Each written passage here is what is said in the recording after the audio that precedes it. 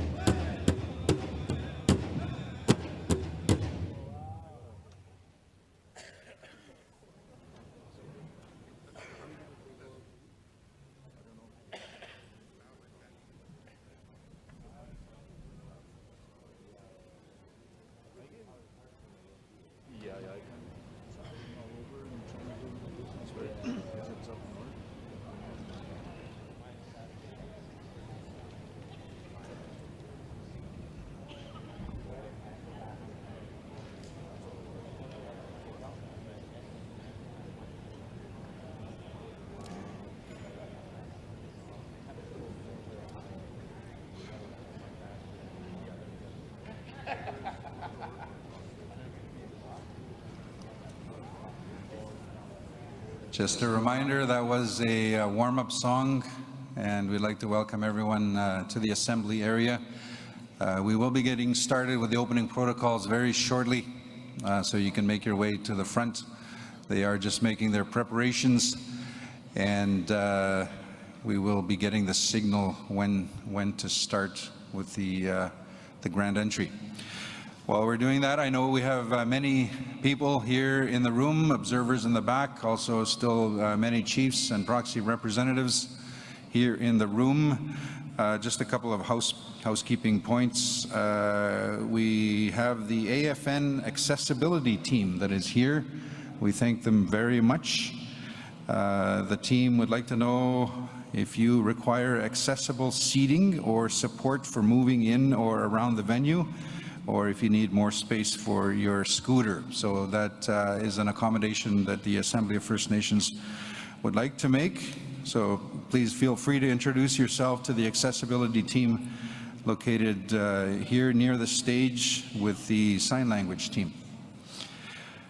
Also, very excited to introduce Debbie Parliament and her team, who of course are here to assist her team with the American Sign Language. That's ASL, and this is where I'll struggle with the French. So I'll get my colleagues to explain the term in French, but let's give them a warm welcome to the team. Remember, sign language, you can't hear the applause, so here's the warm welcome. Miigwech. Thank you. So we'll be getting started very shortly. A couple of other announcements and maybe the ASL term in French. Donc encore bienvenue tout le monde. Once again, welcome everyone. Thank you for this introductory song. We will move on to the official grand entry in a few moments. The remaining delegates should be ready very soon. Just a few words about accessibility during the meeting. The meeting will be mostly in English. For people who need simultaneous interpretation, here at the back, we have a booth with a box. Go see the technicians, and they will be able to offer you the devices for simultaneous interpretation. Don't forget that you will need an ID or something else so that they can retrieve their equipment before the end of the night. We also have our accessibility team. You'll probably see them throughout the room with yellow armbands or yellow bands around their necks. They're there to help you if you need help with accessibility, access to a different seat, more space if you use a scooter, or anything else that you might need. We have a team with these yellow bands. And finally, we should just take a moment to recognize the team here with us on the left of the stage. Debbie Parliament and the American Sign Language team, but also the Québécois Sign Language team. So 2 languages that will make this meeting much more accessible to everyone, brothers, sisters, cousins, all around Turtle Island. And just a reminder that when we talk about accessibility in sign language, we don't clap with our hands like this, but like this.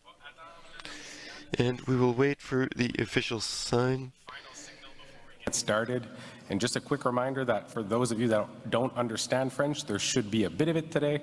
So we do have access to translation devices in the back. Just bring like an ID or piece of something like that so that we can make sure that our technicians get all their equipment back by the end of the day.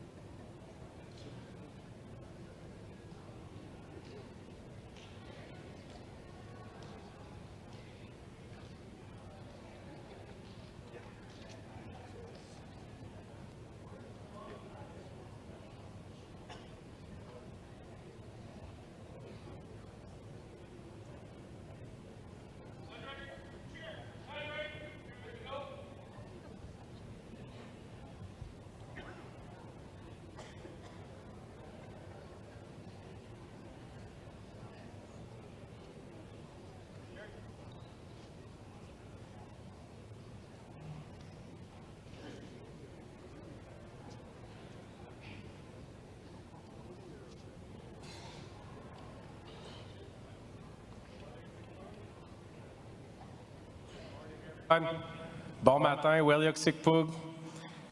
Greetings all. General Assembly. We are today on the Treaty 1 territory, the traditional lands of the Anishinaabe, the Cree, the Unshinyu, the Dakota, the Lakota, and the Dene people. And I would look towards our host drum, Walking Wolf Singers from Treaty 1, to open us off with the Grand Entry Song.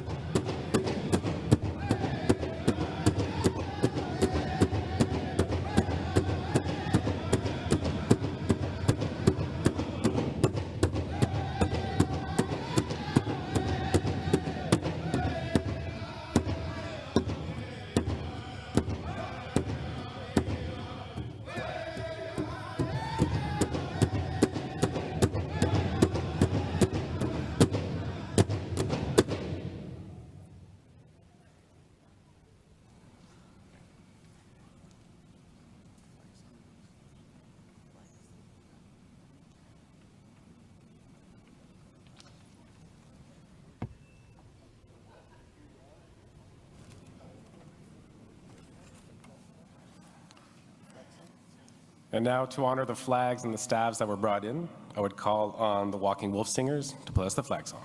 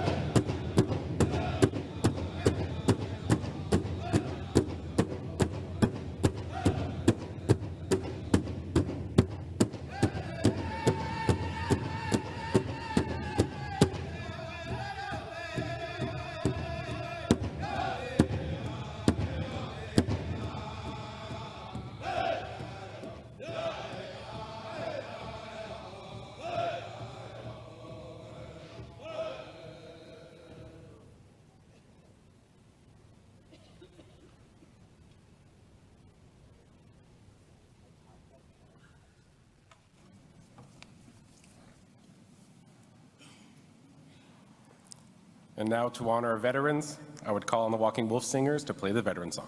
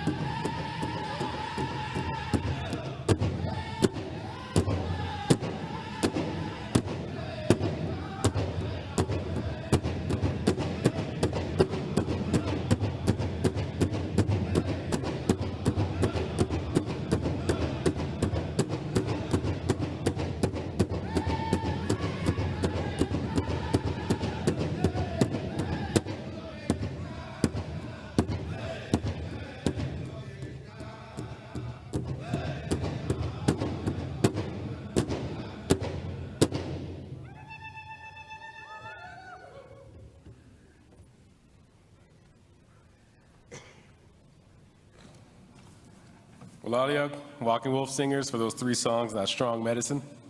Just as a quick reminder before we continue with opening protocols, for those that do need simultaneous translation, we do have the team in the back that is there.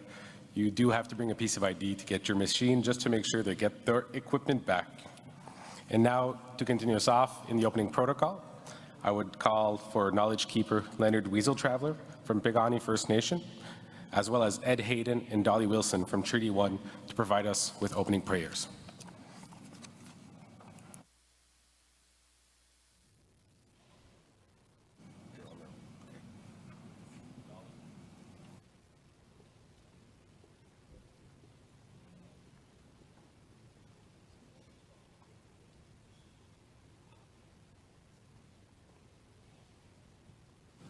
It's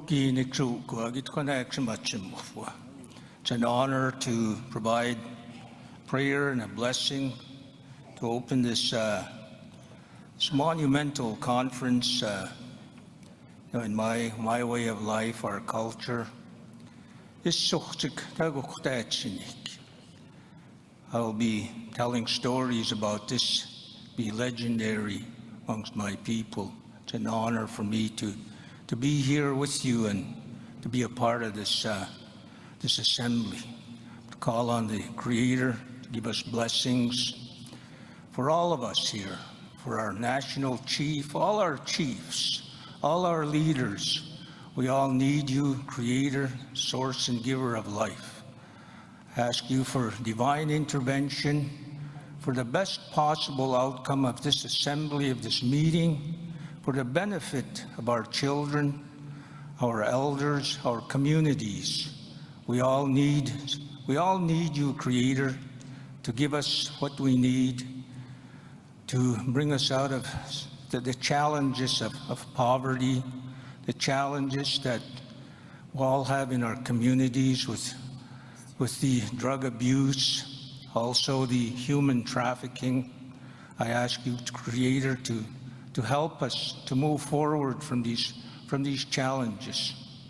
Ayo stipat piop, ayo natus, ninna natus, ayo kimmapi pitai no kuchtu kit spummo kit. Ogin hamok is kano tuik sin haus kanomian is tokinni naxi. Yakana sabistut simyan hanik, tak kanamu takatumukinan hanikin yes chugakstiman. And go talk to much to speak an asuka, picanic that is the two pinanik, ni bata pisnik, Nakana stoka skipina. Hanasaka to pinan sepuma, picas cheese to me a picanoka, pic, Kanasuka, pino cookinan, stipata piopina, dos, pumpstat.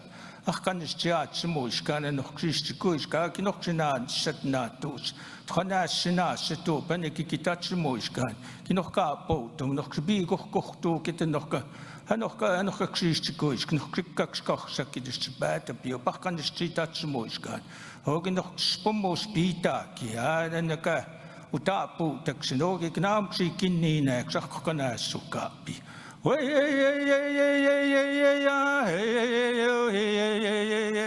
Inewa Goma Abasama Tokunoma Matuenu Guama Natu siom hey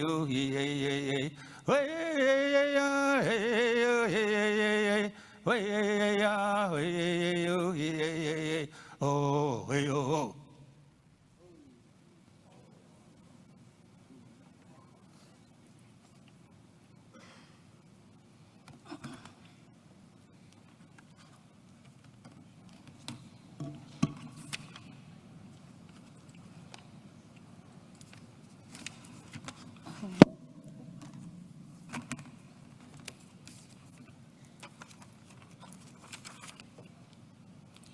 Good morning, everyone. Happy to see such a turnout this morning. Looking forward to the next few days of just observing, listening to.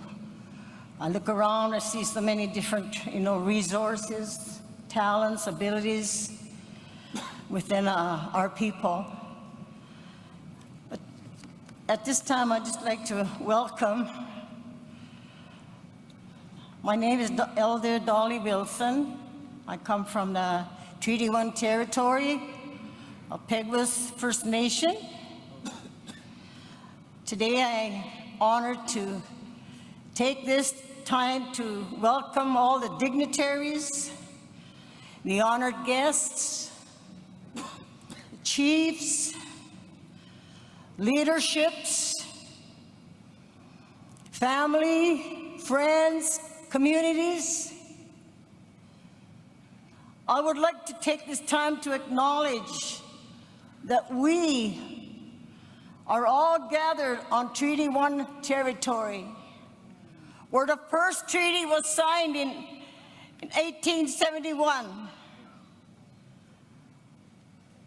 The great continent of North America, and here we are today.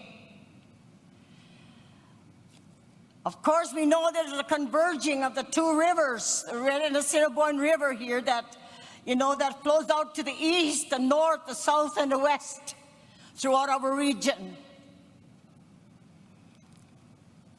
So today we are gathered on Treaty 1 territory, the traditional lands of the Anishinaabe, the Cree, the Ojibwe, Dakota, and the Nair peoples, and the homeland of the Red River Métis. And as elders, it is our duty and our mandate to pray for those that are in authority over us, those that are in the leadership, play leadership roles within our communities, our region. I remember just something that I would want to just quote. I stand here today reflecting back, and my husband was very influential. He walked in a lot of areas within our regions. And just as I stand here now alone, my husband is no longer here with us. He's made his journey. And I found it such a great honor to stand here remembering the words that he would speak in these places. And one of the quotes that I took from his notes this morning, he says, "The collaborative challenge is upon us. The need to form partnerships is perhaps the oldest, the strongest, and the most fundamental force in nature. There are no solitary free being creatures. Every form of life is dependent on other forms." Speaking of holistically, collectively, collaboratively, we have a greater impact. We can dream bigger dreams, like Martin Luther quotes. I have a dream. We can now dream, people. Why? Because we see a collective body of leadership coming together across our regions. No longer in isolation of one another. Now we talk of our traditional values. And I feel that's important that we have the values as our guiding posts to walk us out in this life. That's going to cause us to sit at the table with one another. Not to walk away, not to isolate, being alone, but just like my husband said, a collaborative challenge is upon us at this time. To respect the values of others' feelings and views. Honesty that will lead a quiet, peaceable life. In all honesty, walk through life with integrity and resilience to accept who we are. We pray bravery over our leadership, over our region, so that we may face our fears and our challenges and our struggles with courage and strength. Wisdom to recognize our inherited giftings, that we all carry different giftings, resources, abilities, and to respect one another in a kind and respectful way, that we may see the beauty in sharing. We pray truth in recognizing that the journey may be slow. However, with patience, we see the need for moving forward, believing we are destined to make it to our destination with the faith and the trust. We pray love, the greatest one of all, to take us to greater heights, to have a vision, staying focused, facing problems, challenges without fear.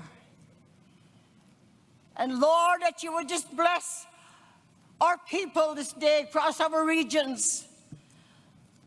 The North American continent, the ground that we stand on today, we bless our land. We bless our homes, our communities, and everyone today that stands in this place today. We bless every home that's represented here today, every community, every reservation, every nation here today. As a nation of people, we stand together. Miigwech.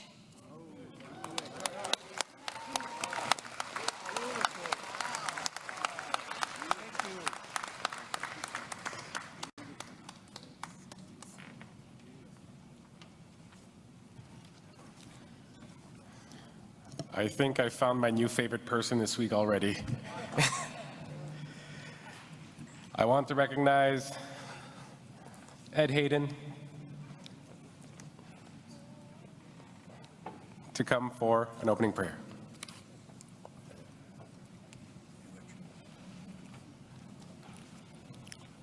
Bonjour, Nina Magnetok. Pebama shitness in the cause. No man do them. Wonushkuzibi, don't you ba? No more you wait me or share back to Janamian. They watches Kinago Maga egg. No more me watch 20 mana, no Germany do. Me queen make a Germany do to me watch when the make. Chin is the 30 egg. Me egg meaning war share Germany do. When I get on Inge Kisha, or so we can none Germany do. Come and make it the market tower within, Canonata Germany do, or so we can not Kinage war. Me had me quaint the book here, me away a penny $1 when it's in a call wake sig on the march Chia ink. Me on a share. Masquenda with the be me twin, yeah, or be what's win to a ship bodies win. Me watch, where you may go on, get in my Pangichi, we do cause one. Me watch when my where can you got his tongue. Me watch when a book, or yat my way on a canoe to my wake, where when I sit them. Me had a set to STN National, or should get can Germany do. Ani Weistiget. Kino de Setua no Kito Anisha, Germany do. Mina, Miigwech.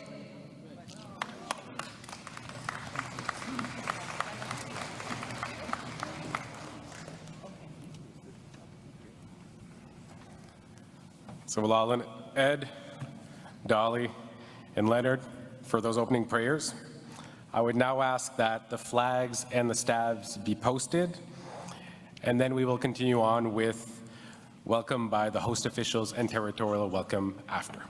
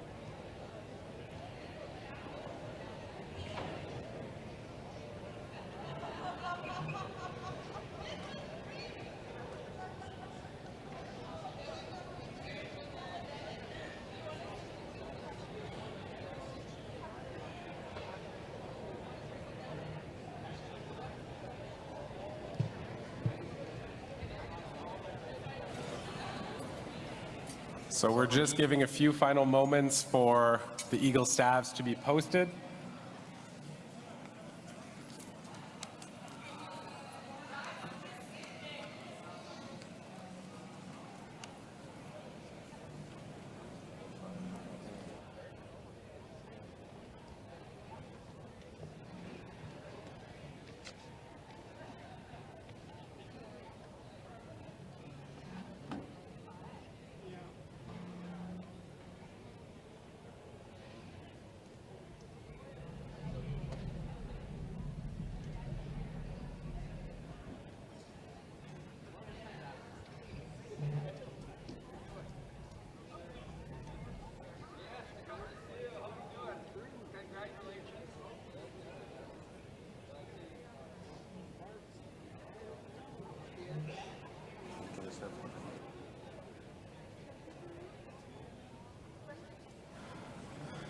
So thank you everyone for participating in that grand entry.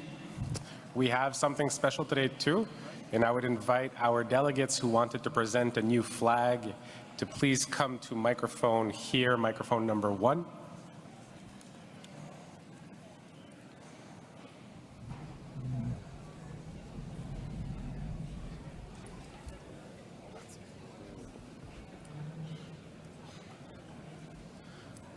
I know we had AO that wanted to present their flag. If we can have you come to the microphone here in the front, please.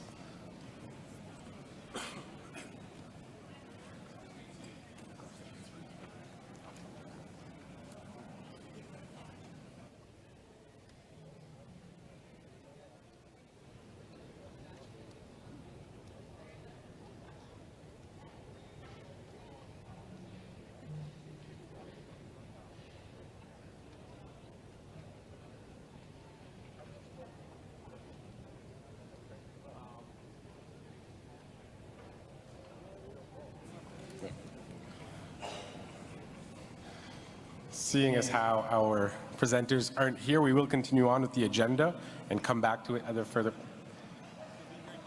We'll come back to it in a further point then. Perfect. So, to continue with our welcome by host officials, I would invite AFN Manitoba Regional Chief Willie Moore to the microphone.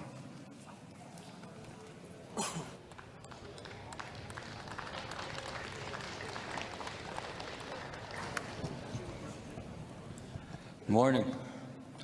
Danse. Willie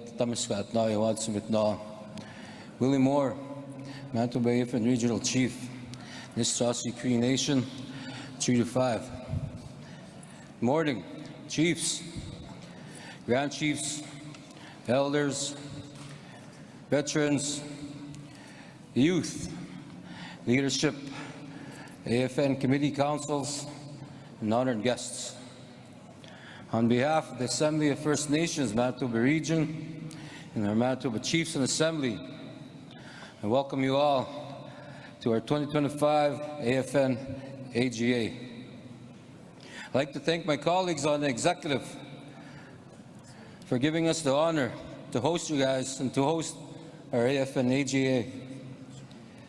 I acknowledge Treaty 1 territory that we are gathered on and give thanks to the elders, knowledge keepers, community members who guide us with wisdom and strength.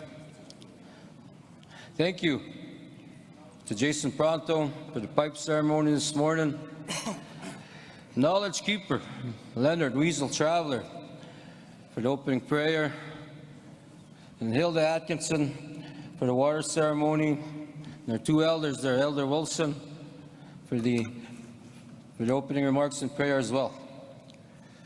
And ask them all, no. Acknowledge the drum group, the Walking Wolf Singers. It's some beautiful songs. I want to begin by acknowledging our National Chief, Cindy Woodhouse Nepinak.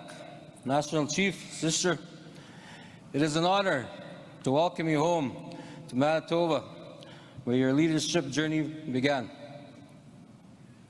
Your strength and dedication inspire us all across Turtle Island. And Ashkamitten, I want to acknowledge Premier Wapkinu, Treaty 3 Territory. Premier, thank you for being here and for your commitment to working with First Nations leadership, advancing reconciliation, and building a stronger future together. I also want to recognize Mayor Scott Gillingham of Winnipeg. Mayor, thank you for joining us, for your continued support of First Nations communities in the capital city of Manitoba.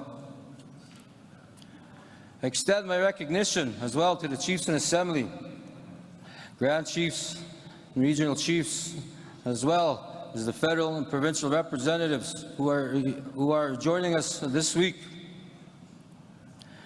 Your presence demonstrates the importance of this gathering, including our shared responsibilities and commitment for the service delivery of our nations. Say welcome to Winnipeg, welcome to Manitoba, welcome to Treaty 1. It is an honor for Manitoba Chiefs to host this year's annual General Assembly.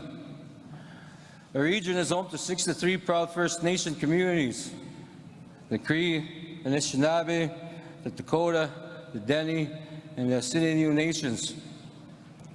From the northern shores of the Hudson Bay to the southern plains, our nations carry deep traditions, languages, and histories that remain strong today. As we all know, this summer, Manitoba, my region, has been deeply affected by devastating wildfires. Many of our communities were forced to leave their homes and families were displaced.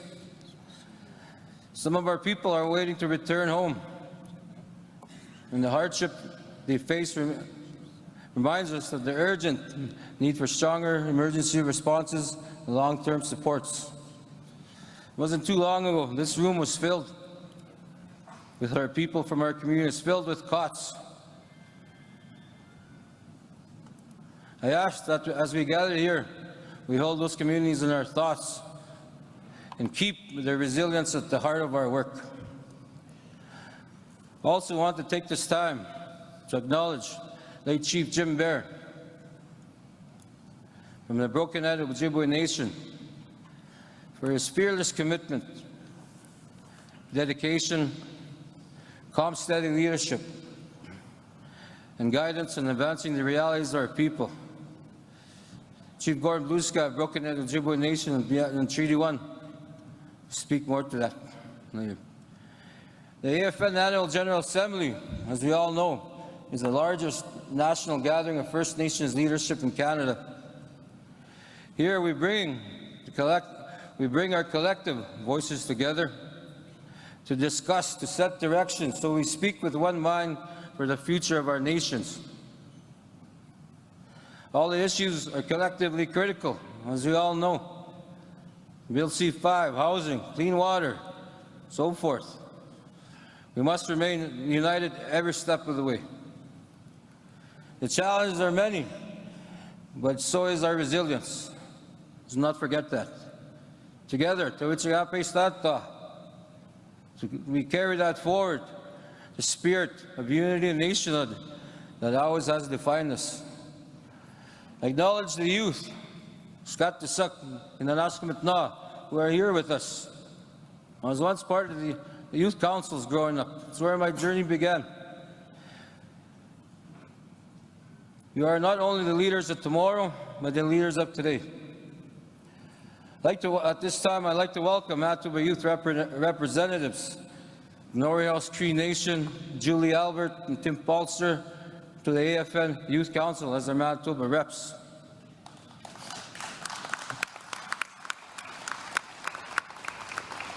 Every decision in these assemblies must ensure a stronger, healthier, and more just for a path for you, but for generations yet to come.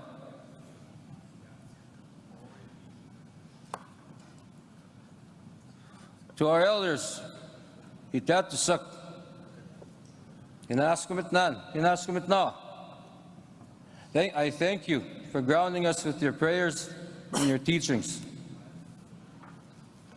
To our chiefs and our leaders, Thank you for your tireless advocacy on behalf of your people.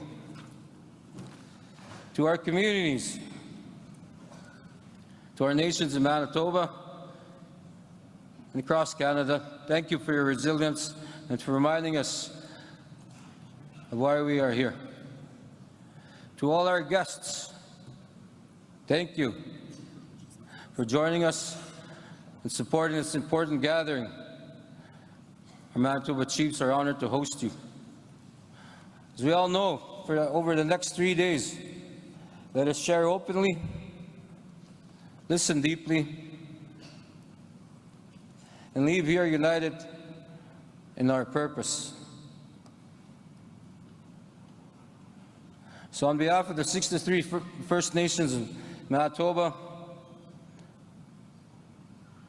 Tawa, may this assembly strengthen our sovereignty, our relationships, and our shared future.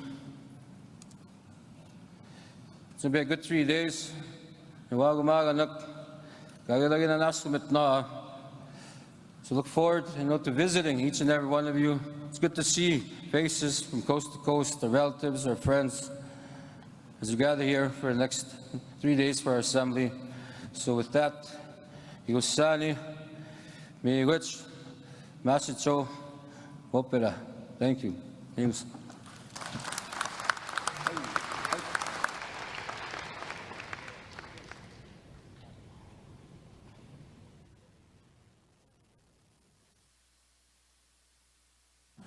I would now invite the Assembly of Manitoba Chiefs, Grand Chief Kyra Wilson, to the microphone.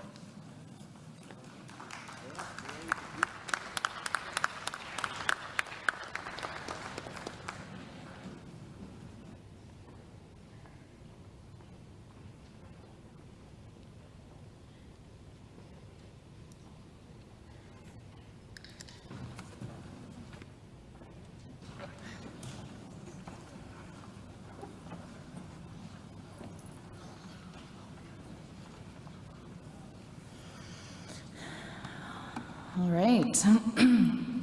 Good morning, everyone. It's so nice to see all familiar faces, some new faces. Just want to say thank you for being here and, visiting us here in Winnipeg. I know it's been a difficult time for many of our regions and dealing with wildfires, and I know our national chief has been working alongside our leadership to make sure that, we are being respectful of everything that's been happening across this country. So I just want to say good morning to you all. My name is Kyra Wilson. I'm the Grand Chief for the Assembly of Manitoba Chiefs. I'm from Long Plain First Nation and Sandy Bay First Nation. Both of those nations are from Treaty 1 territory. I also wanted to introduce our AMC Youth Council. And oh my goodness, look at this little cutie here. Oh my goodness. So we have Alexis Antoine from Sioux Valley Dakota Nation. I've got Jasmine Desjarlis from Broken Head and her beautiful daughter. And Jaden Green from Rosa River Anishinaabe First Nation. Julie Albert from Norway House Cree Nation. Shelby Sinclair from Penamutang First Nation. And Tim Folster from Norway House Cree Nation. So this is our AMC Youth Council, and I'm just really glad that they're able to be here and to listen to all of our leadership. So maybe let's give them a round of applause today for being here and participating in these important discussions. So I want to begin by acknowledging that we are gathered here in Treaty 1 territory. Both of my home communities are signed to Treaty 1. I'd also like to acknowledge all of our nations that are here in the room today. All of our different nations that come from different treaty territories and maybe not signing on to the treaties, but I acknowledge your inherent rights as First Nations people. And so here in Manitoba, we have treaties 1 through 5, 6 and 10. So I want to acknowledge our different nations here in the region. So also thank you to the drum group and the elders and knowledge keepers for the prayers this morning. It's always good to start us off in a good way. So thank you again. So once again, welcome all of our chiefs, proxies, regional chiefs, grand chiefs, our national chief. I'm bringing greetings today on behalf of the 63 First Nations that I represent here in Manitoba. That's roughly about 175,000 First Nation citizens that we have here within the region. I also want to acknowledge Regional Chief Willie Moore, who I work very well and closely with, and MKO Grand Chief Garrison Settee, Grand Chief Jerry Daniels with SCO, as well as our Premier Wab Canoe. And I know that I did see our Mayor here as well, and Minister Alti. So I want to take a moment to acknowledge our National Chief and recognize that she's home, she's here. I know she's busy all the time traveling the country, and when she has a moment to be here within her home territory and with her family, you know, that means a lot. We miss you when you're on the road. So I welcome you home again. And so National Chief, you know, she's been a strong voice for our people. You know, it's not an easy job. I understand that there are so many different visions and ideas across this country. And so previously, National Chief served as a Manitoba Regional Chief, and now as the current National Chief. You know, she has carried that work forward and speaking for, not on behalf, but for as a representation of our nations across this country and across the region. Her leadership is rooted in the strength of your nation and your family. I know you carry those strong family values and you never waver from that. So I just want to say miigwech for the work that you do, National Chief. So, yes, okay, let's give her a moment here. Thank you for the work that you're doing. So today, well, all this week actually, and going forward, you know, it is a critical time for our nations. You know, we are talking about the Building Canada Act, and this is being pushed by Canada and the provinces. And they're speaking about major projects that are going to affect our lands, our waters, and our resources. And again, you know, this is at the center of, you know, a national debate. While there may be different views on the Build Canada Act, I believe that we can all agree on this, that progress cannot come at the cost of our rights, our treaties, or our responsibilities to the land. Anything that we do in this country will not be at the expense of our lands and our waters and our resources. I know that. For generations, decisions have been made without us, while the impacts fall on our nations and our families. Here in the prairie provinces, you know, Manitoba, Alberta, Saskatchewan, and I give a shout out to our leadership in Alberta and Saskatchewan, we are dealing with legislation that currently negatively impacts our nations, and it's called the Natural Resources Transfer Agreement. That was established in 1930. And basically what happened with that is it gave the provinces the ability to control our lands and resources without our consent, undermining our treaties and stripping away our authority that was never Canada's to give away. The NRTA, it remains at the root of many of our struggles today. It has set the stage for governments to treat our lands and resources as if it were theirs to give away. The Build Canada Act risks continuing that same pattern unless First Nations are truly at the table as rights holders of these lands. As leaders, we have the sacred duty to protect the waters, the lands, and the generations yet to come. This assembly gives us the chance to stand together, to speak with one voice, and to remind Canada and the provinces that nothing can move forward without our free, prior, and informed consent. When we are united, no government or industry can diminish our authority and our inherent rights as First Nations peoples within this country. I just want to say again, thank you very much for being here today in this important discussion. I know that there are many discussions that we are going to have this week, but I just want to say I welcome you and I look forward to these discussions. So let us carry the strength of our ancestors and the responsibilities and the vision of our youth And let's work together, because this is a time to set the direction for the protection of our lands and our waters, and for the prosperity of our nations. This is our time right now to speak up for our nations. And I want to say thank you again to all of our leadership that are in the room, that are online. Thank you for the work that you're doing. Let's continue to walk together. Let's work together and be a voice for all of our nations. Miigwech.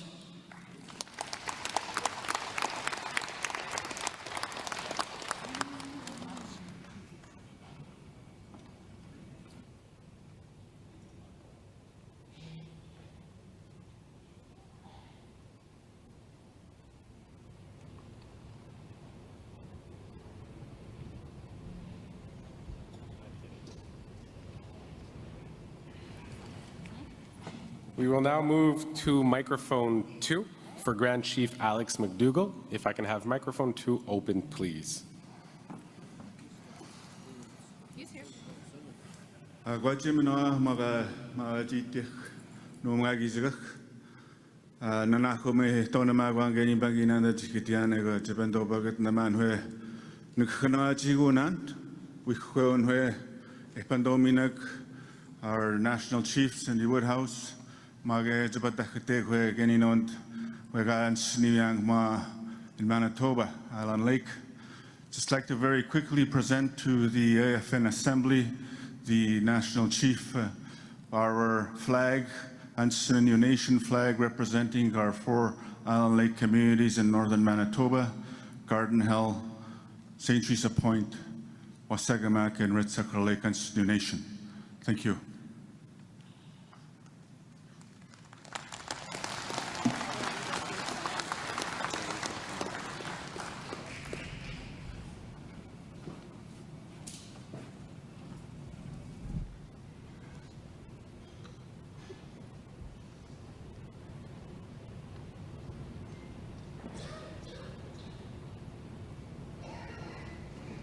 Thank you, National Chief, and thank you, Grand Chief Alex McDougall. We'll now be moving on to our Treaty 1 representative, Chief Gordon Blue Sky, for a territorial welcome.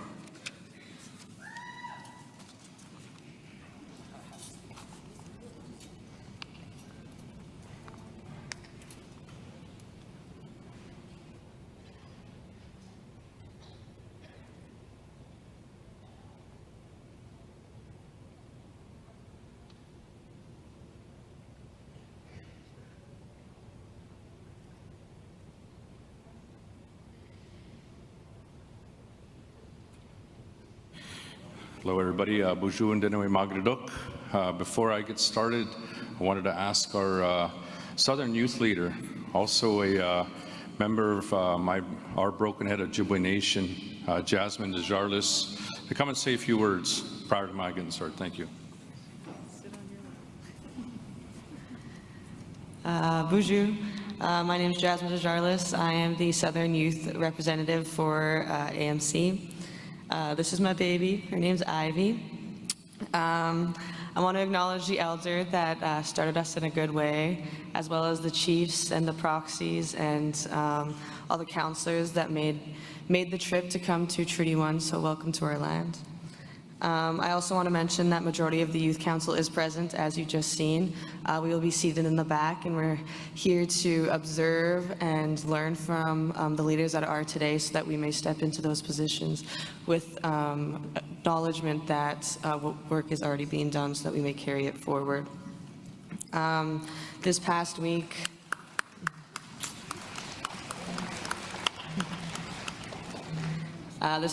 we actually just held our first youth land gathering in Norway House Cree Nation, where we had 30 youth from across Manitoba come to their community and learn the ways of our people and be involved and have that sense of community. So I just want to acknowledge the Youth Council members that also planned and participated in that. That was a huge success, and we are planning on having a Southern gathering this fall as well.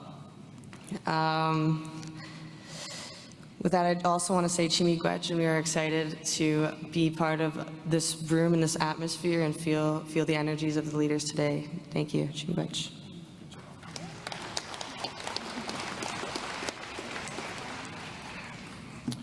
right, good morning, and thank you, Jasmine. I think it's always great to see our young people in attendance here. And as I was sharing with Jasmine earlier, I remember about 20-odd years ago sitting in the back of these AFN assemblies and thinking about one day possibly crossing that line into leadership. And I really encourage our young people, and especially Jasmine. She's a real a strong advocate, and plus one of our local champions, youth champions in Broken Head, and of course now a new mother. But I just want to acknowledge the youth in attendance here to make sure that you keep focused, you listen to the dialogue today, and think about the things that we're discussing and moving forward with. Just on that note, I'd like to just welcome everybody, our chiefs, leaderships, all of our dignitaries, elders, to our Treaty 1 territory. You know, we've been having this discussion about the Building Canada Act and so on, and I just want to acknowledge our Treaty 1 territory and what we've been through since 1871 and the work that we continue on today. You know, we've had quite an influx of settlers and people that have come to our territory and have occupied the spaces we once traditionally used for our medicines and hunting and territories like that. And I just want to make sure that everybody in this room understands, especially my First Nations here in Manitoba, that I always acknowledge and let them know that when we started our treaty process and the relationship that we've had with the Crown has resulted in us being pretty much almost 90% occupied with farming, with towns and cities. And I think it's very important that we start to understand what treaty implementation means and the results of the decisions that were made in the past and what we need to do moving forward. So I'd like to welcome everybody here on behalf of our Treaty 1 First Nations. Of course, I get the honor, and I will always say this more than once, is that I'm an honor to be standing up here as the chief of our Paskanabui and Anishinabek, our Broken Ojibwe Nation. Swan Lake, Peguis, Rosa River, Saging, Long Plain, and Sandy Bay are all members of Treaty 1, and we all welcome you here today. I wanted to touch base, and again, maybe for our people on Encore here, I want to make a special acknowledgement. You know, as Regional Chief had noted, that we lost a local hero here in Treaty 1, and of course from my Broken Ojibwe Nation, Chief Jim Bear, the late Chief Jim Bear. And I'd like to move into a quick moment of silence, but before that, I'd like to say a few words in recognition. So here we go. It's with heavy hearts that we mourn the loss of a legend in both Treaty 1 territory and across Turtle Island. Treaty 1 nations extend our deepest condolences to the family, loved ones of the former Chief Jim Bear. Jim Bear devoted his life to the service of his people, holding office for 11 terms with the Broken Ojibwe Nation and bringing with him decades of wisdom, leadership, and advocacy. He was a residential school survivor who turned his life, his lived experiences into strength, working tirelessly to build bridges among First Nations and other levels of government, and peoples from all walks of life to create a stronger, more inclusive future. Throughout his remarkable career, Chief Jim Bear helped to establish the Southeast Resource Development Council, the first Indigenous Junior A Hockey Club, a South Beach Casino and Resort, and the Manitoba First Nations school system.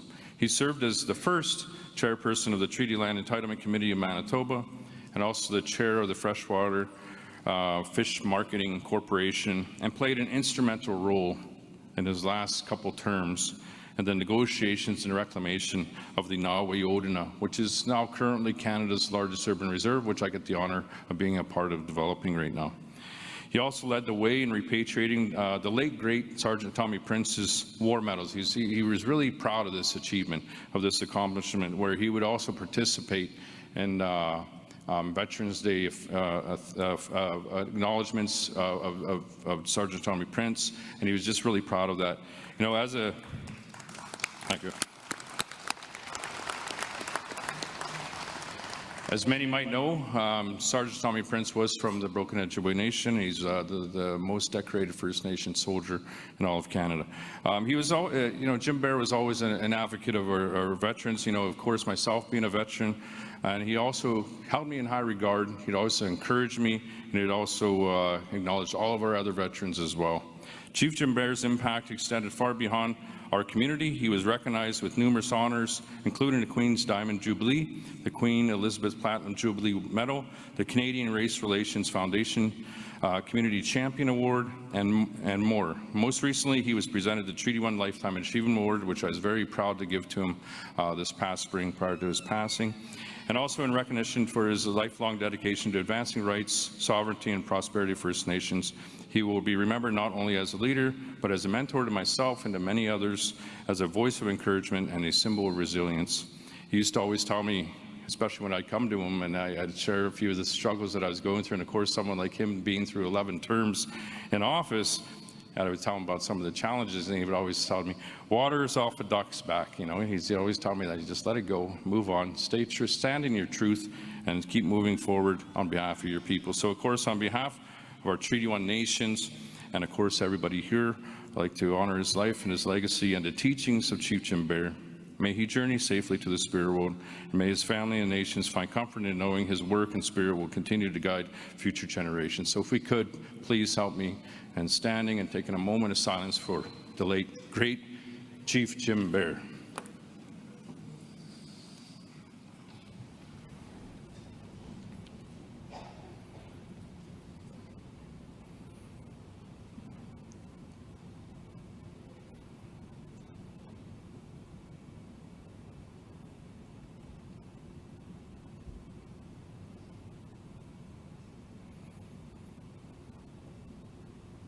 Which I'd like to just make one last acknowledgement, and again welcoming, you know, this has been a while to my understanding that we've had the Assembly of First Nations here hosted in Treaty 1 territory in Winnipeg, but I'd also like to just give a special acknowledgement to Regina Crowchild. Is she here? Regina, give me a wave. Welcome to Broken Head Ojibwe. Welcome to Treaty 1 territory. Thank you.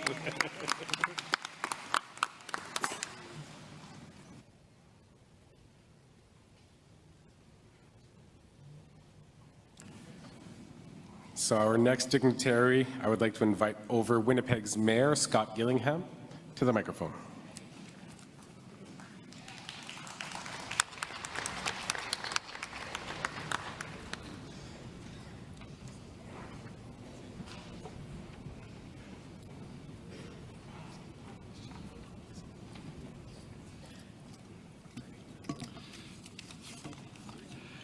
Well, good morning, everyone.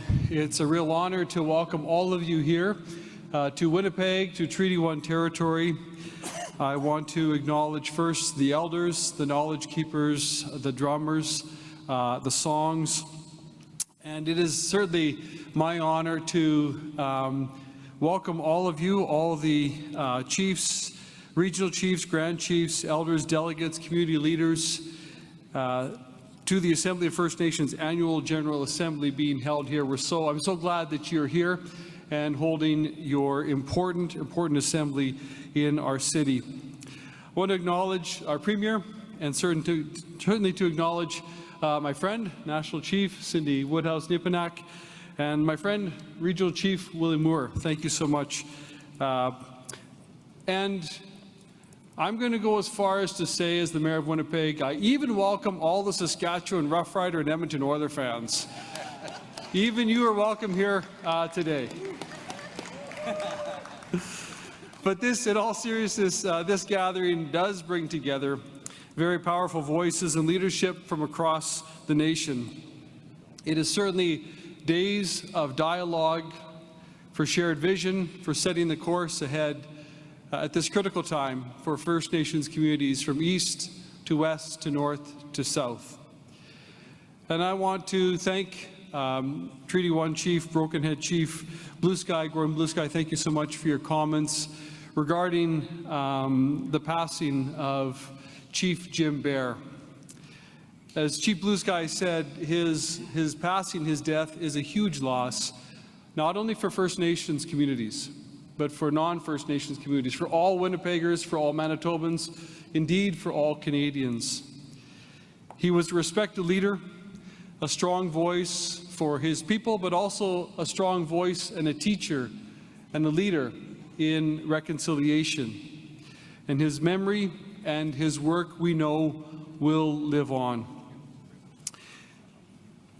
As was said earlier, this has been a very challenging time for many First Nations in various parts of the country, especially in the northern communities in Manitoba and in other provinces as well, with wildfires displacing families and threatening communities. And I want to recognize the leadership of Chief Woodhouse and all of the AFN regional chiefs and all the chiefs of communities across, especially the prairie provinces, the northern parts of our community, and our Grand Chiefs as well here in Manitoba, Grand Chief Settee and Daniels, and of course Grand Chief Kyra Wilson as well. Thank you so much for your leadership during this very, very difficult time for our fellow Manitobans. I'm proud to say that as a City of Winnipeg, we have worked with the province of Manitoba, the Red Cross, and First Nations communities across this province to try to assist where possible with providing shelter and space and resources for communities, for individuals and families, especially for elders who've had to, have been displaced and have had to flee their communities because of the threat of wildfires. We're also working together in other ways toward lasting reconciliation and shared prosperity. You just heard Chief Blue Sky talk about one of the boldest and most exciting examples of that partnership in Nawe Odina, and the great, great potential that space, that development has for First Nations communities, for economic advancement and opportunity, but also for partnership between First Nations and non-First Nations communities. As the Mayor of Winnipeg, I am fully supportive and a partner of that development, and very, very excited for all the potential that it holds. It represents what's possible when governments work together in true partnership with First Nations to create opportunity, restore jurisdiction, and build something that is lasting. And so finally, my wish for you in these days is that you would have the wisdom, the vision, and the unity to seize this moment to build and establish a better, stronger, healthier future for all. So to all of you, thank you for your leadership that you bring to our communities, to this country, and again, I wish you all a very productive and powerful assembly. Thank you, Missy Miigwech.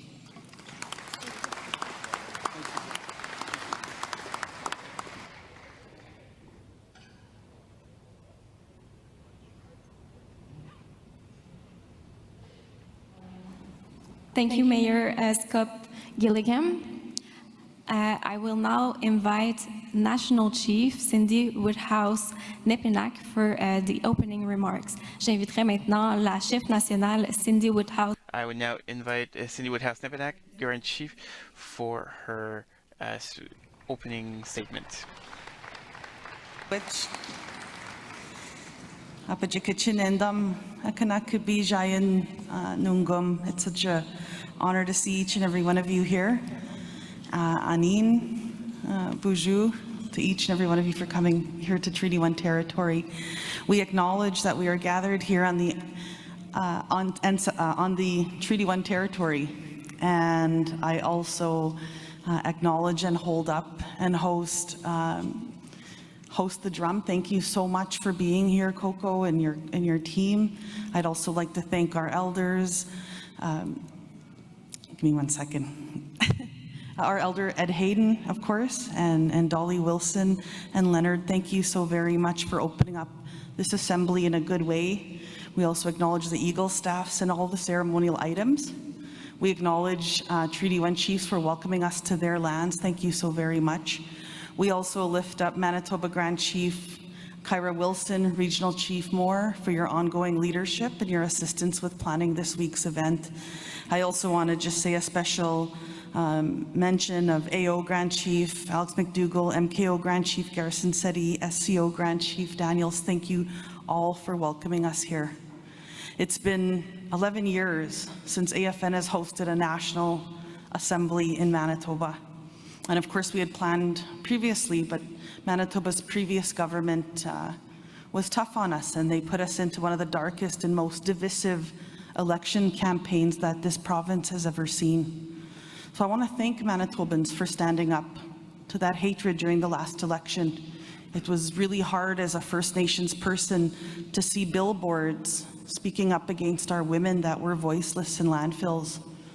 And I want to thank Manitobans that stood up and stood against that, because you kind of had that moment where you said, are people going to do the right thing and stand up against this? And, I want to thank all of you and the leaders in this territory for your principled leadership of our chiefs. And of course, the election of Premier Canoe. And we are so thankful to you, Premier Canoe, for that work.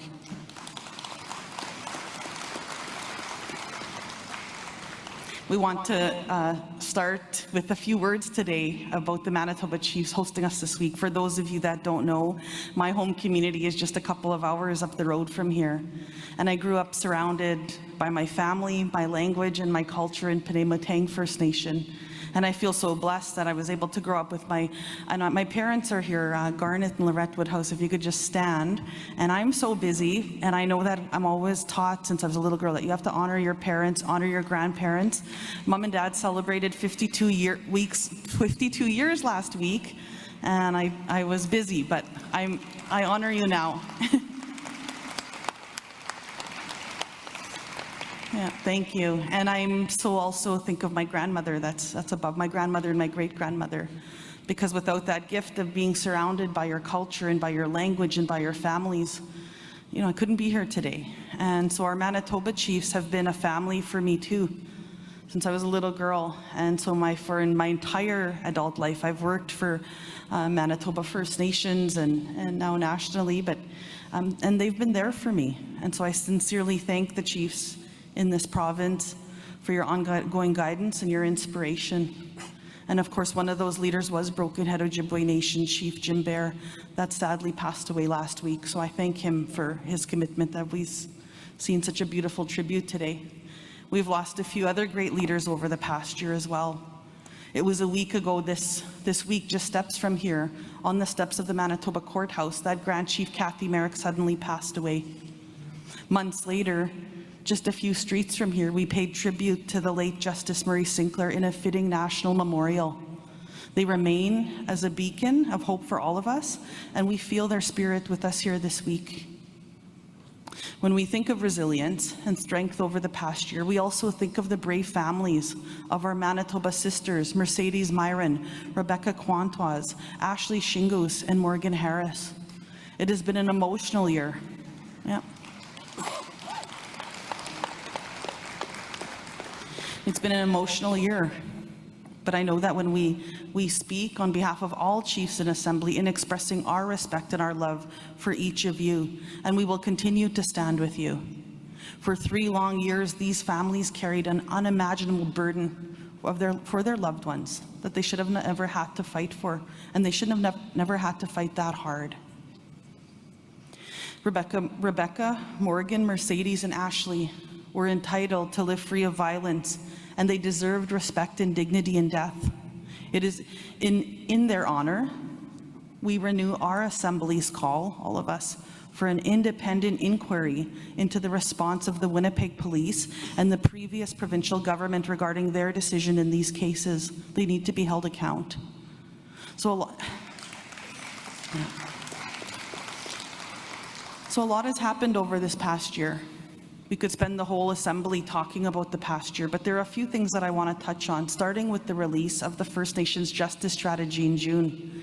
We lift up all the chiefs, the leaders, the experts that helped co-develop this landmark strategy with Canada. It represents a blueprint for positive change on 2 clear paths. First, it pushes us to revitalize First Nations laws and legal systems. And second, pushing us, of course, to reform the criminal justice system. And it was also an honor to stand with Corey Wilson, chair of the BC First Nations Justice Council, on Parliament Hill for the release of this strategy. Corey's work and the Justice Council's response to systemic discrimination and overrepresentation of First Nations in the justice system make this strategy a priority for all of us. I'd mentioned Chief Merrick and Justice Sinclair earlier as great leaders we lost over the past year. But we also think of people like Chief Bill Wilson. He was such a fearless advocate for our rights and for our freedoms. We thought of him during the debate in Ottawa on Bill C-5, Because Chief Wilson spoke hard truths on governments, he challenged them to do better for First Nations and by First Nations. And we all need to do that now more than ever before. We will be leaning on Chief Wilson's guidance and his life's work over the coming months as we fight in Ottawa to honor the calls to action, the calls for justice, and the United Nations Declaration. And we will be leaning on the AFN justice strategy in Parliament this fall when Canada introduces new bail and sentencing laws. First Nations voices must be heard on these important pieces of legislation. Never again should rights holders be shut out of Parliament like what happened for Bill C-5. The history of the Crown First Nations relationships demonstrates that we have to overcome great odds to protect our rights, our laws, our lands, our resources, and our waters.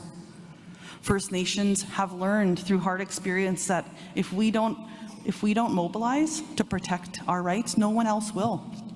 We have fought in Parliament, we have fought in the courts, and we have fought on this land to protect our rights as people and as nations. Nothing has been given to us, and we are not going back. With justice reform, water will be another key issue for us in Parliament this fall. Because water is life, it sustains us. It sustains our spirits, our traditions, and our ways of life. And a low point of the last year, watching Ottawa, was watching parliamentarians play politics with the health of First Nations children by letting the Clean Water Act die last fall. We can't ever let that happen again either. During the election forum we hosted in April with Prime Minister Carney, he had committed to introduce a clean water bill as quickly as possible if he was elected. We need to hold him to this promise because the Alberta and Ontario governments are already playing politics with water. Last month, they called for the Prime Minister to stand down on that promise to our people, so shame on them. So today we call on Canada to stand up to the provinces and honor the Prime Minister's commitment, and we're going to continue to do that because he needs to reintroduce the First Nations Clean Water Act as one of Parliament's first deeds this month. And I know they're listening. Looking back over the past year, we imagine Chief Wilson, Justice Sinclair, Grand Chief Merrick would be all pretty proud of all of you sitting here today and being here at this important time. We are witnessing a shift in this country, Chiefs, and you are all part of it. With each day, more Canadians recognize that Canada's economy will not achieve its full potential until we also have a strong First Nations economy. The truth is that First Nations businesses already contribute over $50 billion to Canada's GDP. This represents a 57% increase over the previous decade. The rest of Canada only grew by 37% during the same period. The truth is that over $560 billion of projects are forecasted to be launched on First Nations lands over the next decade. The benefits can be measured in the trillions of dollars. But these opportunities, they represent a cornerstone of Canada's future economic growth, but that will not advance without First Nations support, and they know it. In addition to our economic strength, chiefs from all regions of this country are stepping up for our people. We've seen, starting in Saskatchewan this spring, chiefs fighting, everywhere, been fighting on the front lines, fighting wildfires and helping evacuees. We lift them all up. We see that same thing again in the Northwest Territories with fires this week. We also think of the BC chiefs and the Ontario chiefs that were on the front lines of provincial government attacks on First Nations rights with fast-track bills this spring, so I lift them up. In recent weeks, we have also been inspired by the Quebec chiefs, challenging provincial forest policies that are trying to infringe on their rights. Thanks for their leadership, Quebec is revisiting those plans, so we lift up the Quebec chiefs. We also see the Yukon and the Northwest Territory chiefs leading the way on Arctic sovereignty, and we stand with you. And speaking of Arctic sovereignty, Alberta chiefs were also the first, earlier this year, they were the first to stand up to the Premier's threat to separate from Canada, as if she had land to take, Majiduk.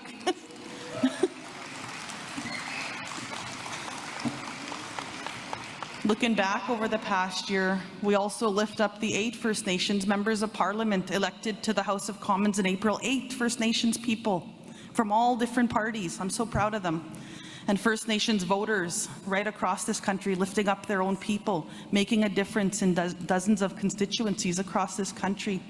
So for the first time, as you all know, the Assembly of First Nations, we invited all the party leaders to participate in a special forum with our chiefs where chiefs could put forward questions to each of them, and they all showed up to talk to you. After the election, we also celebrated the historic appointment of 2 First Nations women to cabinet. And we are so proud of Minister Rebecca Chartrand and Minister Mandy Golmasti, who was just last year Grand Chief with us, and we lift her up. Our women, they now have the chance to apply their understanding of our nations to advance reconciliation, implement treaty rights, and address long-standing gaps that discriminate against our people. One of those gaps relates directly to the health and well-being of First Nations children. Over the past year, we have started rolling out the historic $23 billion final settlement agreement we negotiated in 2023 regarding the discrimination that our First Nations Child and Family Services Program and Jordan's Principle. Payments started last month, and over 40,000 claims have been received so far. To see the compensation flowing just 5 months after the launching of that process is a very significant achievement, and I lift everybody up for that. And while we are pleased to see that many applications, we know that there are at least 160,000 more First Nations that are eligible to apply. We are honored also to have worked with the representative plaintiffs in the original case to reach this point. They have all demonstrated such strength and courage throughout this process. And while no amount of money can ever make up for the harms experienced, the compensation is an acknowledgement of the discrimination that they had suffered. As the settlement rolls out, we have unfinished business with Canada on the long-term reform of the discriminatory First Nations child welfare system. We lift up New Brunswick Chief Joanna Bernard and other chiefs and technicians from across this country for their efforts over the past year to set up the Special Chiefs Commission. We also lift up the chiefs of Ontario and Anishinaabe Nation for ratifying their final agreement with Canada in February. But now Canada needs to come back to the table, and they need to protect the $47.8 billion that we negotiated last year in October's federal budget. Those funds are for First Nations children and families. They are not meant, Canada, you're listening? They are not meant to be redistributed as part of any budget-cutting exercise.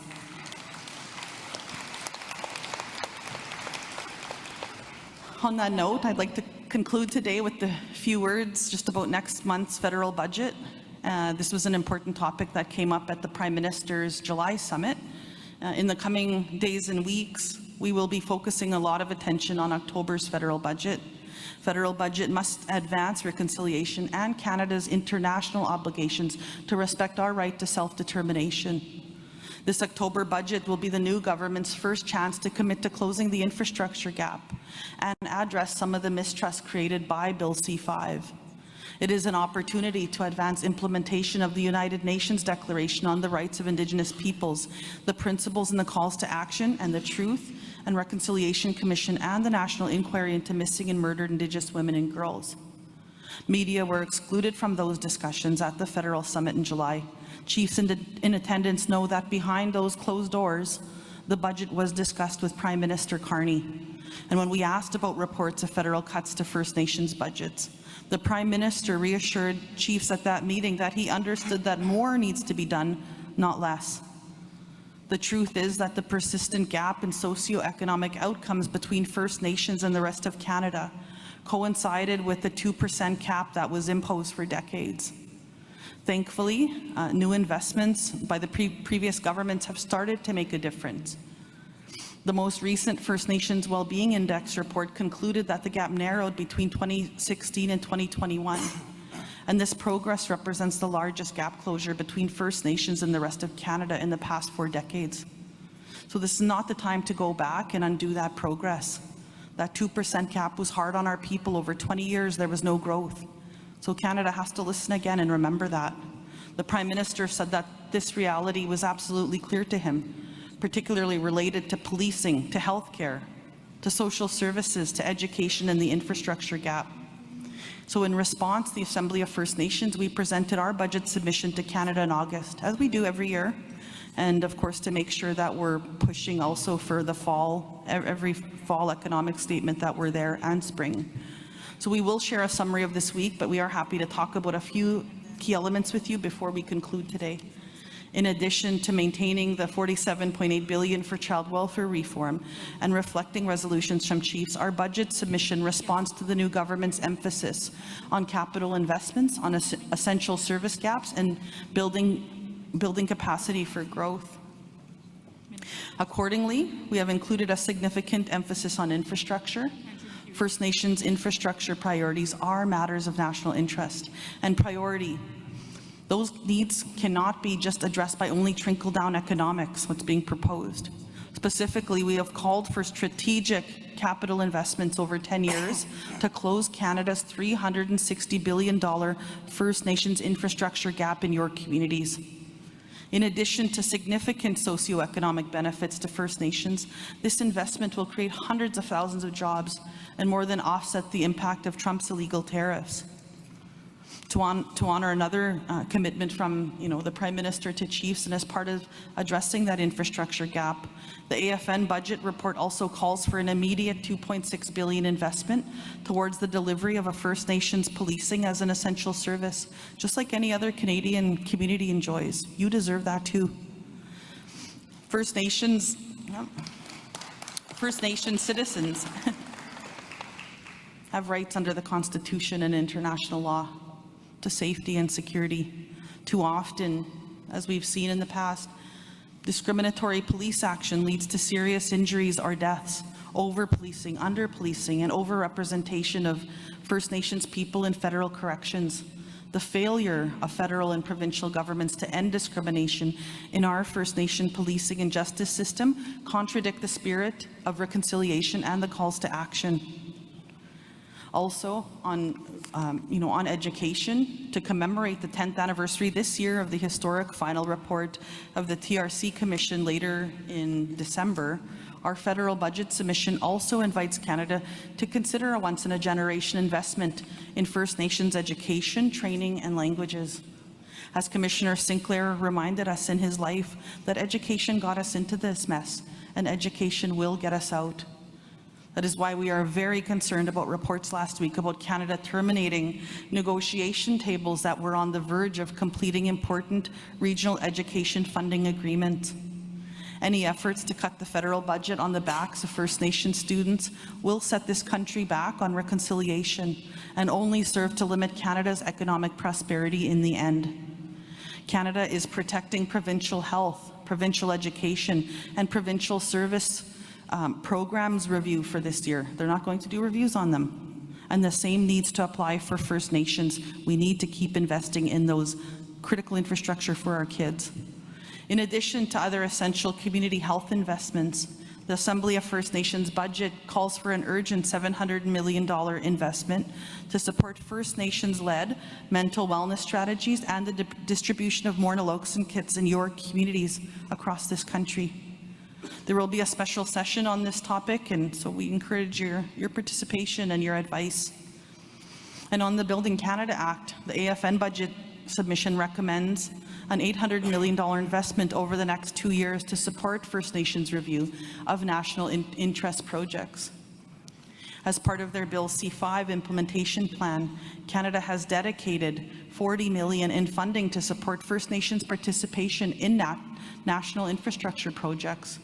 And given the scale of the projects being suggested, threats to First Nations rights and the environment, this is very woefully inadequate. Canada has already tried to limit First Nations participation in the process to develop the Building Canada Act. So limiting resources required for fulsome First Nations participation in project assessment will only lead to court delays and more delays that many proponents wish to avoid. So they need to invest properly in First Nations to do that work. The capacity building investments we have proposed in this budget also include, of course, working with First Nations to ensure that they start to achieve that 5% federal target for actual First Nations businesses in procurement. because Canada's non-enforced procurement standards are damaging to First Nations and of course to Canadians as a whole. Properly deployed, as we've talked about before, this First Nations procurement will deliver significant benefits to newly emerging economies. This is particularly true related to defence, and over the coming weeks, the AFN will prepare a response to invitation from Canada's Defence Department to chart a new course on First Nations procurement. On the Building Canada Act, of course, honouring promises in the next federal budget is going to be very important, because First Nations are at a critical time in your nation-to-nation relationship with Canada. It is important to note that this week's Assembly is the first time that chiefs will formally gather to discuss resolutions on the Build Canada Act, since it was rushed through Parliament in June. We look forward to hearing your discussions, your debate on the policy resolutions brought forward by many chiefs, and we thank you for submitting your resolutions. The way the Act was introduced has caused concern for many chiefs. This Assembly is an opportunity for chiefs to deliberate and to provide direction moving forward. Important decisions will be made by the Cabinet under this legislation, we know that. Those decisions must respect your rights, your treaty and inherent rights, and your title, and free, prior, and informed consent. Despite the promises made by the new government, chiefs wonder if the Crown First Nations relationship, is moving backwards in this new age of U.S. colonialism. So until an appropriate process is established with First Nations rights holders, founded in free, prior, and informed consent, the Crown's legal obligation cannot be met. This is another reason that outstanding First Nations treaty rights must be reconciled before any others, because Métis rights do not include rights over First Nations lands, over our territories, and over our resources.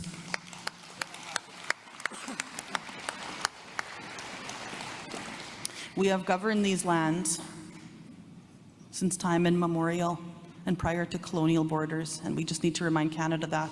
Our rights cannot be implemented or respected without First Nations in substance and in process, and they cannot be respected after the fact.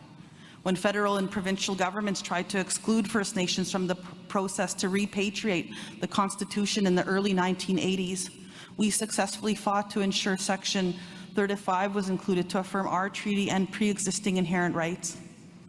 Then First Nations were told that Section 35 was simply an empty box, that any rights that we thought that we had needed to be negotiated again through agreement. So again, you all fought, First Nations fought in Canada's court system, and we proved that wrong. No one talks about Section 35 as being an empty box anymore, and that's because I look at our veterans in front here. Thank you, all of you, our old chiefs that are, many of them here are elders that did all of this work for us.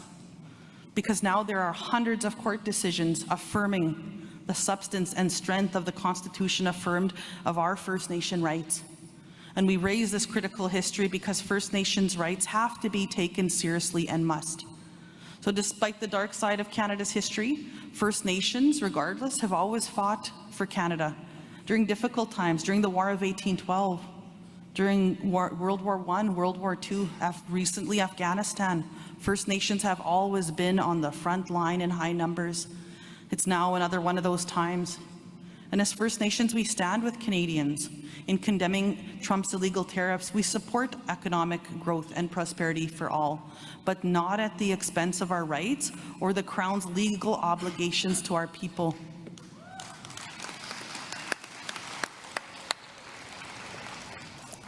Just closing off here, chiefs, I just have to say you work unbelievably hard, and you put yourself on the line each day to help your communities and your families.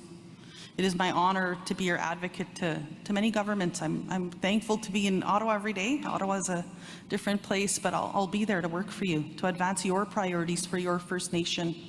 Through it all, we will be there with you in the Assembly of First Nation that is here, all of our staff. Thank you. Just as our elders and our ancestors has wanted us to try and work together, even when it's difficult. And our work over the coming days will be complex, made much more intense by the many social, economic, and cultural challenges facing our people. There is much to do, but by strengthening our relations united, we can achieve anything. So I just want to say thank you so very much for being here today, and I look forward to hearing from you on how to move forward on these many different diverse issues that we all bring here today. Thank you. Chimigwech.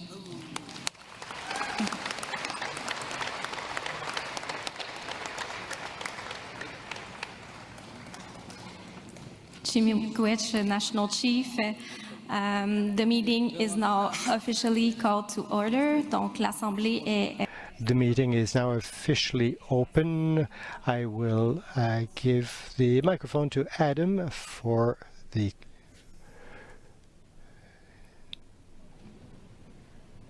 continuation of the meeting.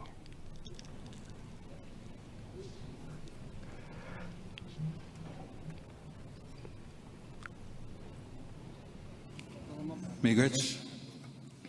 So we do have a lineup at the microphones. We have not yet gotten started with business, but I wanted to start off saying Miigwech. Not the Jugabon Kaz, Miigwech Kan Shitgimes, Nameben Dodem, Nawazaning Donji Egomina Dan Shinil, Majugun Nakum Guy Sigma, Kakanagabijak, Miaganin Nanakuma Mando. Kay Sigma Jamawachid Nanunk, Nabaksen Mag Dwichiguik. Paitagain Mon Jamagak. Paitagain Mon Jamagak Saghiwa and Jamagak. Wichidon Jamagak Magawi Mawachid Nanunk. Juimun Segegun. Mawadum Stegegun and Witasn Gadik. Egodasen and Nakamagag Pakanamwats, Kagamadegewats, Chihak, Christian Schnabik, Kagipakanamwats. So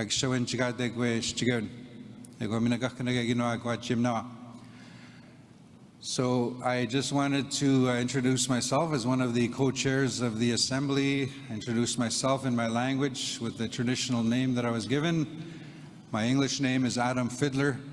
I am from Sandy Lake First Nation in Ontario. It's an honor to be here to get underway with the next 3 days. We have a lot of business to deal with. So there are a number of things happening. I see 5 people that have approached the microphones. We also have people up on the stage that wish to address the Assembly. We have not gone through all of our protocols to start.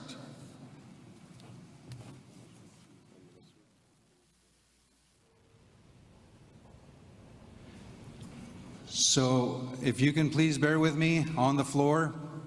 I do recognize we have not passed the agenda. We have not gone through our rules of procedure. The agenda that we have been presented with, the provisional agenda that you will be asked to entertain, will be coming forward. For now, the agenda that we had been following, we've gone through the protocols. We have to make some modifications to the provisional agenda that we were given. One of the things is the Minister of Crown Indigenous Relations has a flight to catch and will be leaving. The Minister has been with us all morning for the protocols, but had been invited to come and address the Assembly. So she will be brought forward before we deal with the agenda and we deal with the rules of procedure. Also, not identified on the agenda were 2 of the regional chiefs from the host territory, Grand Chiefs from the host territory, both the Southern Chiefs Organization, Jerry Daniels, and from the MKO, Grand Chief Garrison Seti, who are here.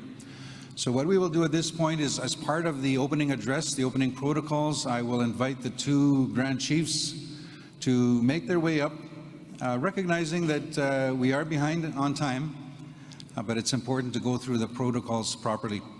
So after we have the 2 Grand Chiefs from the host territory, and then we will go to the Minister of Cernak, and then we will proceed with the presentations from the councils, and then move along with the agenda with the rules of procedure and adopting the agenda. So with that, I'm not sure which Grand Chief goes first. Grand Chief Seti. Higusani, naskumit now, Tansin, Tutem, Magnitisanak, Nuago Magan, Tamiskat now, Gagano, Eminent man, Hewap Mitagug, Epimawas Sugut to Agutam, Hitzige Onewi, and Mutsigat taken in Raskum and Otsagisigag. To be brief and concise, this morning we are honored to be a small part of this opening part of our assembly, and I want to acknowledge the host nations that made this possible. Chief Blue Sky and Treaty 1 First Nations, we want to say thank you. And I also want to acknowledge the knowledge keepers that shared their invocation and their prayer this morning.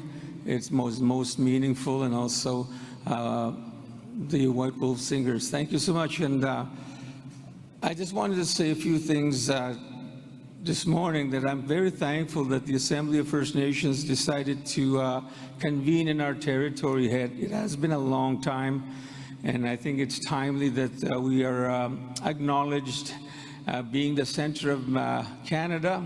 As you know, Manitoba is a Cree word, or Ojibwe. It's where the Creator sits, and it's appropriate that we keep flying over Manitoba all those years. But I think AFN finally made the right decision here. And I want to acknowledge our National Chief, of course, Cindy. Thank you for your leadership. And Regional Chief Willie Moore, thank you so much for the work you do for us here in Manitoba. And also I want to acknowledge all the regional chiefs that are here, all the chiefs that have come from many parts of Canada to be here, because this is a very important gathering, probably the most important gathering we had in a long time.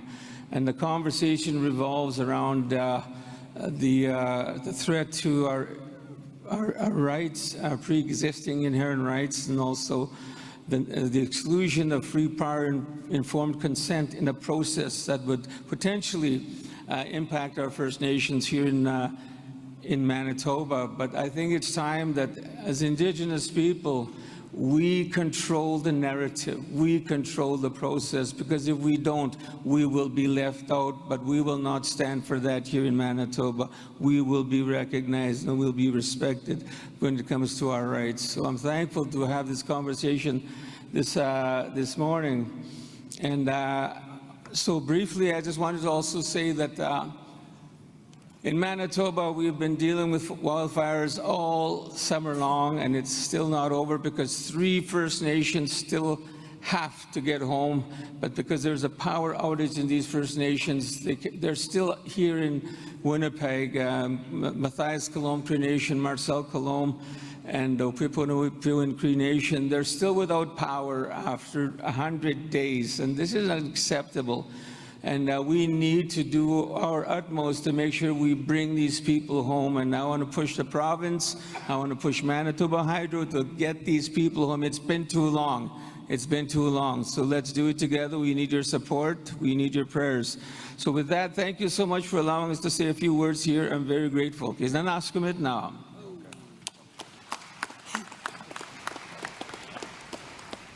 Just want to thank my brother, Grand Chief Seti. We did a lot of work collaborating and partnering during the wildfire season, and I want to thank all the volunteers, the security teams and firefighters, all the people who made it safe and tried to make that experience as comfortable as they possibly could.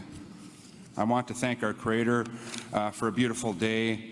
I want to also acknowledge our National Chief, the Executive, for giving us a few moments to speak, and also to agreeing to come to Treaty 1 territory, and also allowing us to host you. I want to acknowledge our Dakota relatives, the Oyate people, who've been in this territory for a very long time as well, since time immemorial as well, and that shared partnership that the Anishinaabe and the Dakota created here a long, long time ago. I want to thank Regional Chief Willie Moore, Grand Chief Kyra Wilson, Grand Chief Garrison, and also Chief Blue Sky. And hopefully we'll see Premier Canoe here later, and Minister Alti. I want to just give my youth chief, Billy Bird, just a couple of minutes here. And the reason for it is because at the Southern Chiefs Organization, we don't just recognize the chiefs to sit at our table, we give them a vote. And we've been doing that for over 8 years now. And so when you talk about including the young people, you have to include them in a meaningful way because they are the leaders today. They are the mentors of our next generation. And we all recognize them for that leadership. And the chiefs of SCO have done that. And hopefully we'll see other organizations represent the young people in the same way.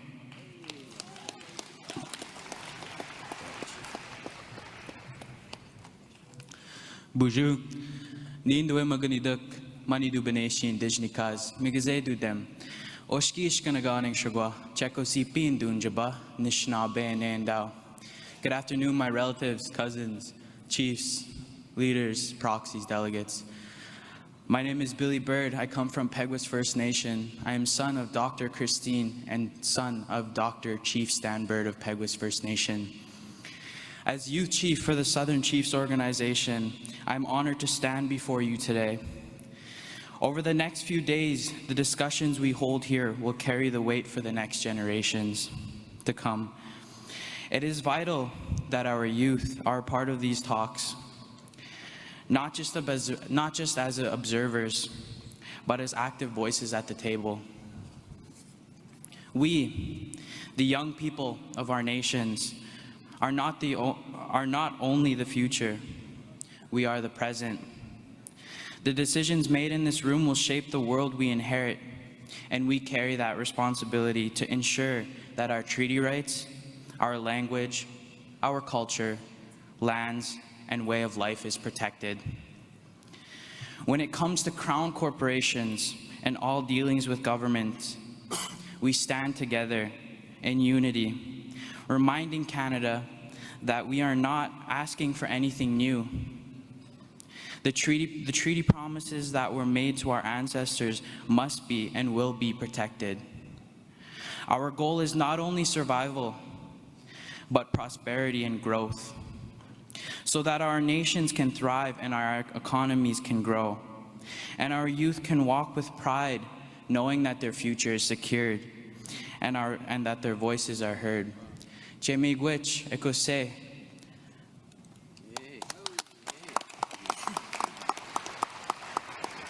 I've also invited one of our veterans up here, Justin Woodcock. I brought him up here because we're entering a time where many of the resources, our resources, are being earmarked for defense. And we're going to see that increase over the next number of years. And so we're wanting to make sure SCO is actually hosting the only veterans program in the country right now. And we've expanded it this year, and it's because of the leadership of Justin Woodcock. We take him to all of our powwows. He carries our Eagle staff, because primarily as Indigenous people, we're a warrior society, especially here in Turtle Island. And we were raised that way. We were raised with the teachings of being strong for our relatives, for our grandmothers, for our aunties, and we only defended one another. We didn't appreciate or even push for an attack. Only in defense. And that is why we are where we are today, because we've been so peaceful. And we've allowed colonization to come and do this to us. And when we were very, very strong in numbers, there was no way that would have occurred. And so we hear that all again and again. I just want to point a couple things to you who are to our visitors to the territory. If you just go over here not too far, there's a big building. It was from Hudson Bay. And SCO has taken over ownership of that building. And we've been doing a lot of construction there, and 77% of the workforce now are Indigenous people. 77%. On a $3 million project. And what we're trying to do is be an example to Canada that First Nations people can be employed, that First Nations people are wanting to work. And so there's a number of projects that are happening here in Winnipeg, throughout Manitoba, where we're not seeing the same kind of inclusion. And a lot of leadership who have been elected come here and they make statements about supporting our people, but when it's time to hire us and time to give us jobs, give us contracts, you don't see it. And that is the challenge of leadership, to hold people accountable, especially those who would bring down the quality of life of our people. Because creating jobs is a part of keeping people out of jail. It's about keeping families stable, education. All of those things come from a strong income. And so we need to support our people in doing that. We've been working on health transformation. My brother here has been doing the same thing. Working to have a unified approach to creating healthy outcomes. Our challenge has been the sharing of data from the federal government. We don't get the data. And then the regional office creates divisions, speaks into the ears of different factions to try to split us up or slow us down. And we will not tolerate that. We will continue to push forward. We have the mandate to push forward to improve our young people and our people's health. The second generation cutoff. Right now, many of our children in care disproportionately are losing their identity. They're losing their status. And I know some people may not think that that's important, but it is. Until such time that we've created a strong process that guarantees First Nation citizenship within our nations, we have to be wary of federal policy. And federal acts and legislation are not necessarily going to get us there, because in the future, governments will change, and policy will change, and even friendly governments will cut based on what is the priority of the day, and global conflict creates that. And so I just want to end with saying that, this forum is a place of unity. I want to say it because I think it's important, reiterate that we've always been about that. We've always been about including all of our people. And every time we are challenged with criticism or statements of disunity within the organization, we point to the success of SCO. We had unanimous support for my mandate in the second election, unchallenged, because the support was there. Since that time, we've created so much success that people get weary and they make assumptions about what we are doing. But we have the confidence of our executive, and we have the confidence of our organization, and we are here to say that we are with you. We are with all our nations from across Turtle Island, and we've been reaching out right across the states, all across the country, and invite you to our Indian Horse Relay tomorrow at 5 o'clock at the Assiniboine Downs, because we're also wild too. We're wild. We're wild Indians, and sometimes we mix it up, but we do it for the right purpose. We do it remembering our mothers, our fathers, our grandmas, and everything they taught us. And so I wish you all well during your time here, and also hope everyone enjoys the networking, and we all spend time with our family and that. Miigwech.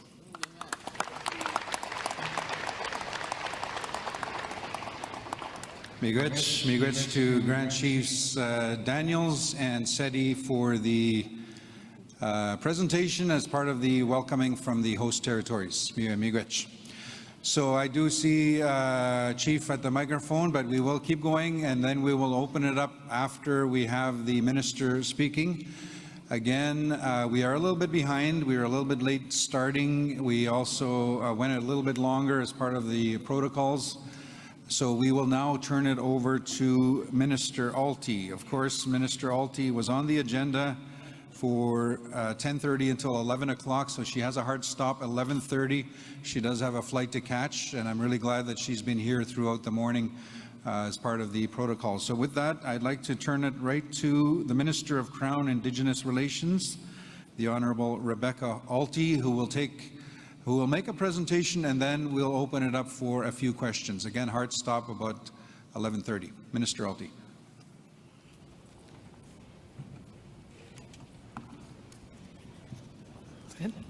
Thank you very much. Good morning, everyone. Thank you again for the kind introduction. I want to begin by respectfully acknowledging that we are gathered today on the traditional territory of Treaty 1. I offer my sincere thanks to the Treaty 1 chiefs and nations for welcoming us here, and to the elders who opened our gathering this morning in such a meaningful and powerful way.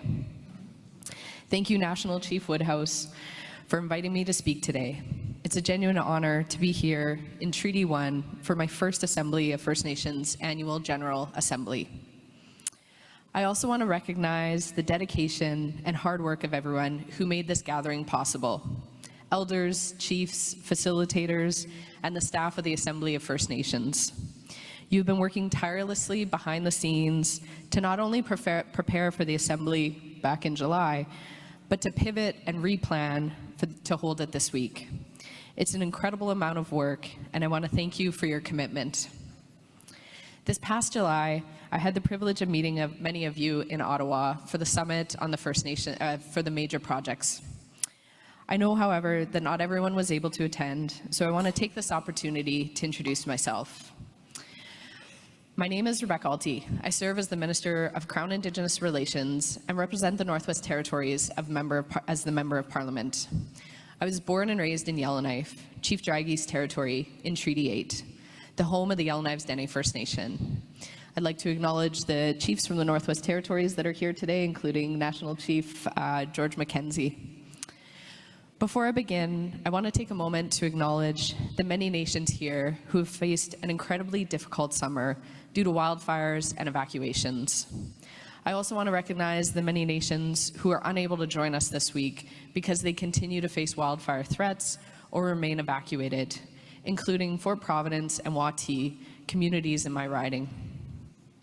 Speaking from personal experience, in the summer of 2023, as the Mayor of Yellowknife, I lived through the stress, fear, and disruption that comes with an evacuation caused by wildfires. It was one of the most challenging moments of my life. I want to thank you all for your leadership during these times. I know how hard it is. I know how demanding and thankless it can be before, during, and long after the evacuation ends. As hard as our jobs are, I encourage you to also take some time for your mental health and recovery. Just like they remind us every time we fly, we need to put our own oxygen masks on first before we can help others. Your well-being is important, and so really encourage everybody to take some time. In preparing for today, I've been reflecting on our meeting in July and the many conversations I've had with many of you since I assumed this role in late May. I've appreciated every meeting where I've learned more about what you see as opportunities and challenges, and about your priorities and visions for the future of your nations. Our world faces immense pressures, from global conflict to climate change and economic uncertainty. These challenges affect every family and every community across our country, including Indigenous communities.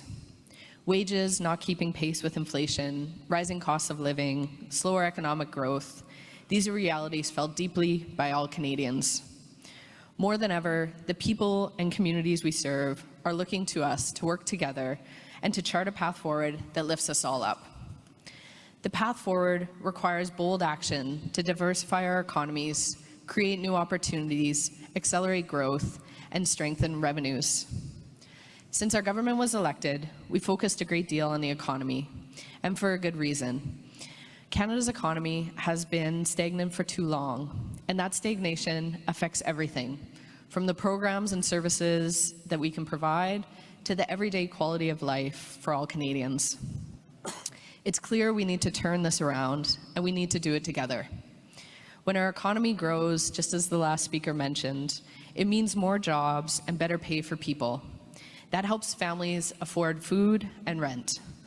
A strong economy also means the government can collect more money through taxes, which we can then use to pay for important services like hospitals and healthcare, schools and education, roads and public transit, clean water and community programs, and so much more. A growing economy helps reduce poverty and gives people the chance to build a better future for themselves and for their children. In short, a strong economy means better opportunities and a higher quality of life for all Canadians. So although we talk a lot about the economy, we're really talking about improving our quality of life so we can continue to invest in strong programs, infrastructure, health, and community well-being. My goal as Minister of Crown Indigenous Relations, and the goal of our government, is to build resilient economies in true partnership with First Nations. Nation building must be grounded in real equity and shared stewardship of resources. not as a lofty ideal, but as a fundamental principle. This requires deliberate action, accountability, and structures that embed Indigenous leadership at every stage. As the Prime Minister has emphasized, removing barriers to participation is not optional. It's essential to building an economy that works for Indigenous peoples. When it comes to major nation-building projects that affect Section 35 rights holders, they will only move forward after meaningful consultation with the Indigenous peoples impacted. Again, this isn't optional. It's a constitutional and legal requirement that must be respected. To advance this work, we are already taking concrete steps. This month, we will establish the Indigenous Advisory Council, made up of First Nations, Inuit, and Métis, and Modern Treaty representatives, to provide advice to the Major Projects Office. We've also secured $40 million in dedicated funding to support Indigenous participation and capacity building, so impacted rights holders can participate from start to finish in the process. And we have doubled the Indigenous Loan Guarantee Program from $5 billion to $10 billion, enabling communities to hold real ownership stakes, not merely participate on the side. These are not aspirations. These are policies in action to build a stronger, more inclusive economy. Through these initiatives, we are shifting how decisions are made.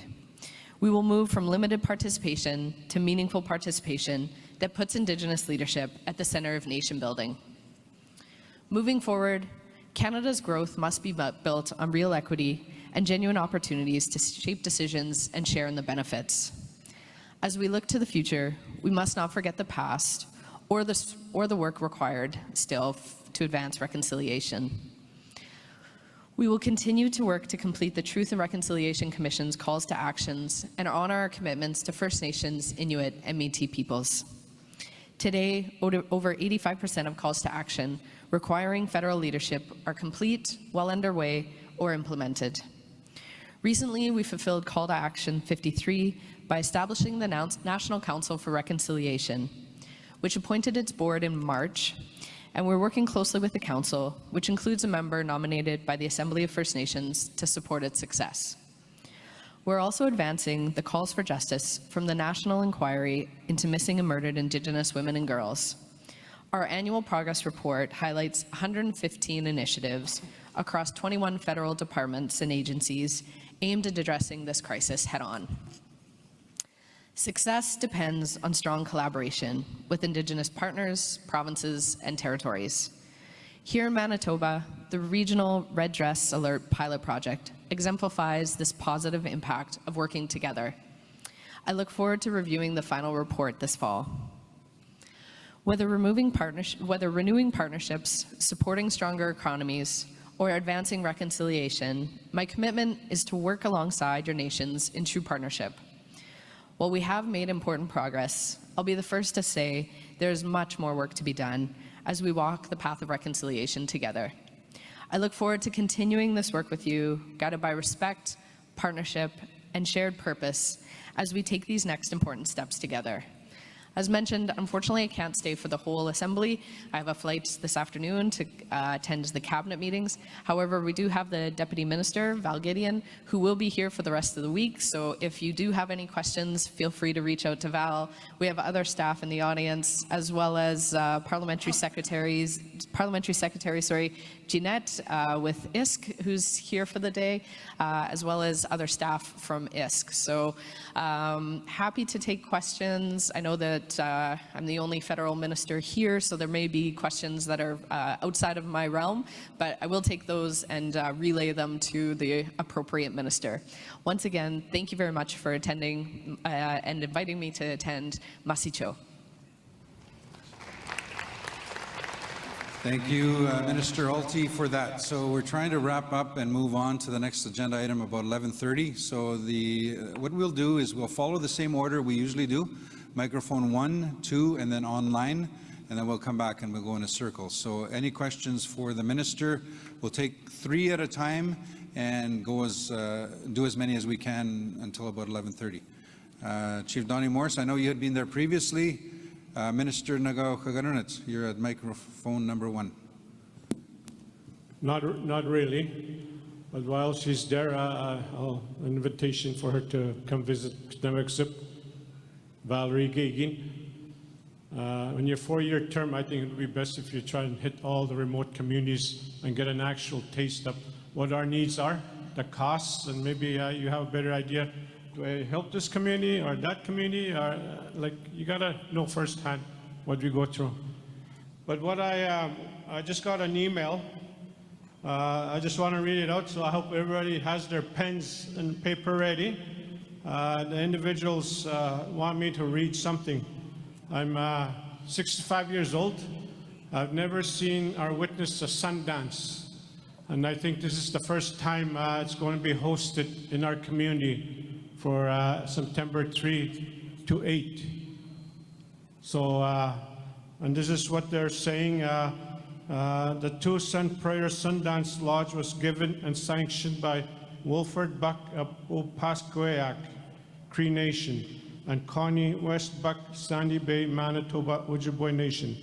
The Sundance has completed one full term of 16 years with various families hosting it, and they're referencing Wolford, Connie Buck, Ron and Shelley Cook, Grand Rapids, Jackie and Felix Walker, Nelson House, Manitoba, and Nathan Isaacs and Christy Isaac Gracineros.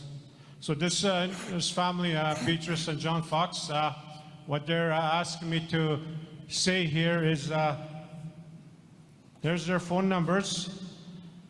His home number is 807-537-2312. Cell phone 807-632-0796. And they're asking if anybody's interested to donate or contribute to help them doing first ever bringing the Sundance to our community. So while standing here, I was just thinking to myself, the way I'm dressed, I'm getting ready for moose season. Not to move, stand still. So I'm starting to practice now.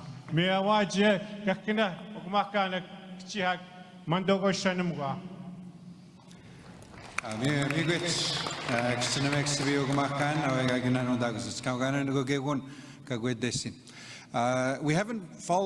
passed the rules of procedure, but we're going to follow convention up to 4 minutes, so we have a timer running.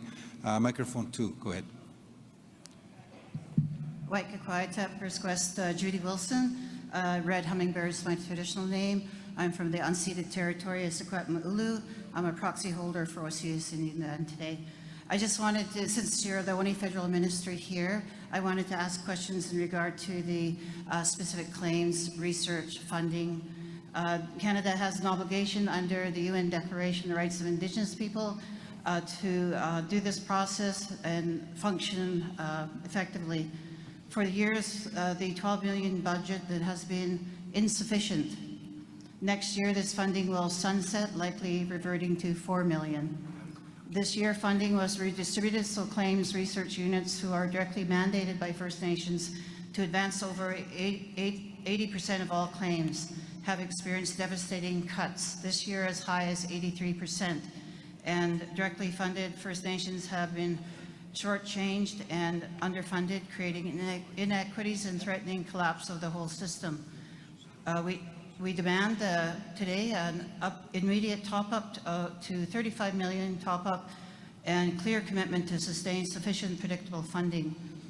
And Minister, will you fulfill your colleagues as well, Canada's mandate, and also deal with these funding cuts, but also that this process has been in place for a long time on fighting for justice in specific claims, and especially with the major projects in national interest, it's even more duty of the government to ensure that these outstanding claims are addressed. And it really needs to be the mandate of the federal government in regard to the UN Declaration on the Rights of Indigenous People, but also, as you heard, our host communities with their inherent rights to title and their treaty rights as well. So I just wanted to also say that I had some questions on children and family, but my colleague is going to ask them. And also, I did stand here for a very long time in regard to the agenda too, Mr. Chair. And I wanted to acknowledge Chief Dalton Silver. He's our chair for the BC Specific Claims Working Group. Thank you. Migutch. Thank you, Proxy Judy Wilson. So we'll take one more and then we'll go for a response. I'm looking online. Chief Lee Spehan. Go ahead, Chief Spehan. Online. I am looking to the team on Zoom. Chief Spehan, if we can have Chief Spehan unmuted, please. I'm just checking our screen here. You're still on mute, but I do see your hand raised. Chief Coldwater Indian Band in BC. Go ahead. We can have him put up on the screen, please.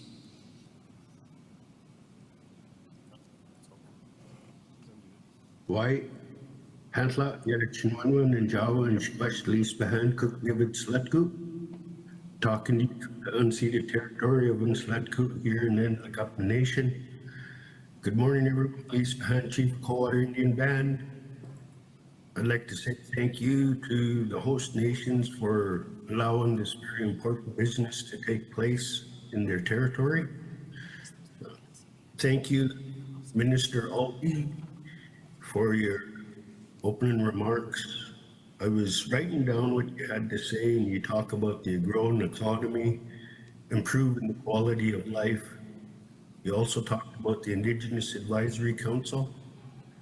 But I'd like to invite you to Coldwater to sit down with my council and myself for one day, and with Nicola 5 chiefs, to talk about the concerns and issues that are unresolved within our respective territories.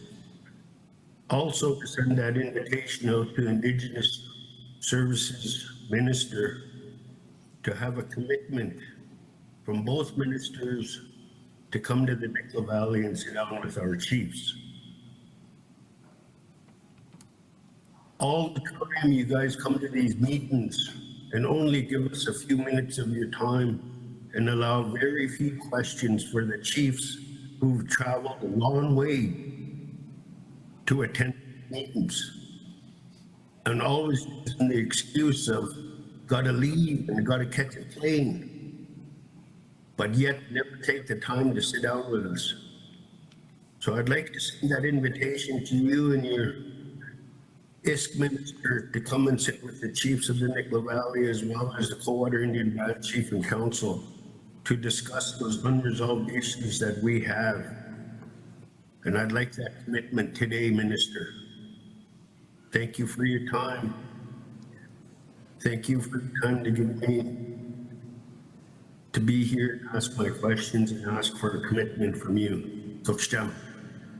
Migutch. Thank you, Chief Spehan. So I'll get Minister Alti to respond to the three chiefs, and again, mindful of the time, I'll take one question at a time after that. Minister Alti.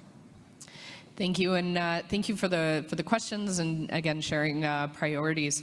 To the invite to the communities, I really appreciate them. I know that it is frustrating hearing, busy doing this, got to fly off to that. I represent the whole Northwest Territories, so 1/6 of Canada. I've got 33 communities to visit, so it is a challenge for me to even visit all the communities in my riding. However, it is my commitment, and I do try to make it to as many remote communities as I can during my upcoming time as minister. So, Chief, I appreciate the invite, and I will do my best to make it there. I can't commit to it today because I know I'll have 600 other people coming in and asking me to commit as well. But I do take it as a priority to make it to as many remote communities as I can. In regards to the specific claims funding, appreciate hearing it as a priority. Again, I'm not able to commit funding today. I have to go back and talk to my colleagues, but what I really appreciate is hearing those priorities from the floor, and then being able to work with the department as well as my other cabinet colleagues to work to advance that. So we'll take that under advisement, and we'll work on those. Thank you.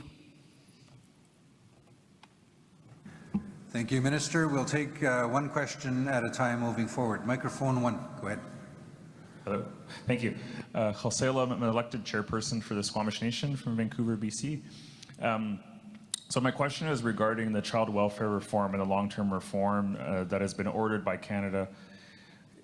We have experienced, since the decision of the Chiefs to reject the national draft agreement that was proposed by Canada and at the time the AFN for many legitimate reasons.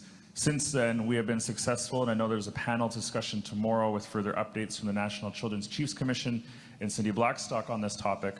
But First Nations have been successful recently at the CHRT, where First Nations interests and the CHRT are aligned in the fact that CHRT is calling on Canada to negotiate a national framework with First Nations and to continue to negotiate with the National Children's Chiefs Commission, which was mandated by the Chiefs of Assembly and the First Nations Assembly here.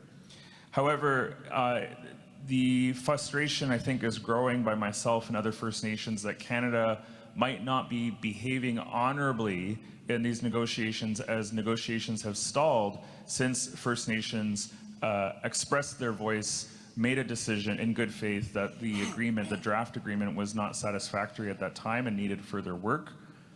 However, it has felt like, as a result of that rejection, many of the bureaucrats and political leadership within the federal government took that as an offense personally and have not sort of engaged with First Nations since then in a meaningful way.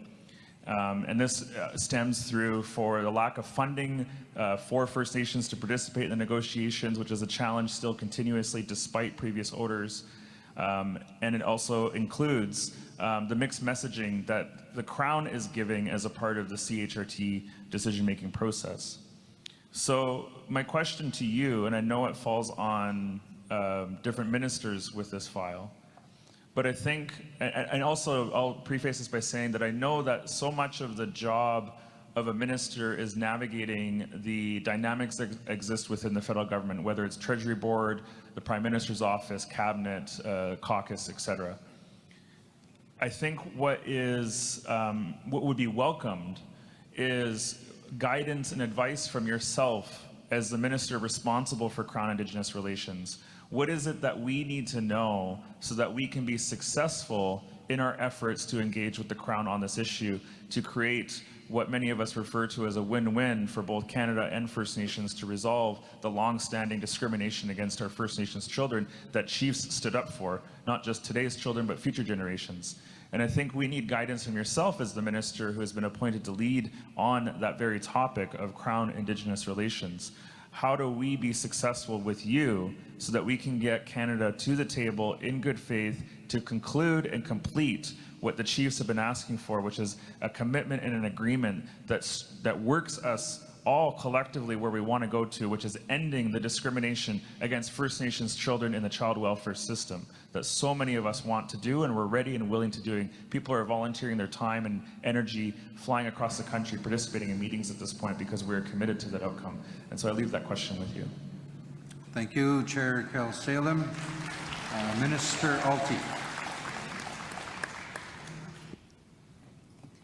Thank you, and I appreciate the question. And as you mentioned, it's always complicated, and particularly when elections are called, and then there's new people, and the people are getting up to speed. I do know Minister Golmasti takes this very serious, and will be working to engage with First Nations on this.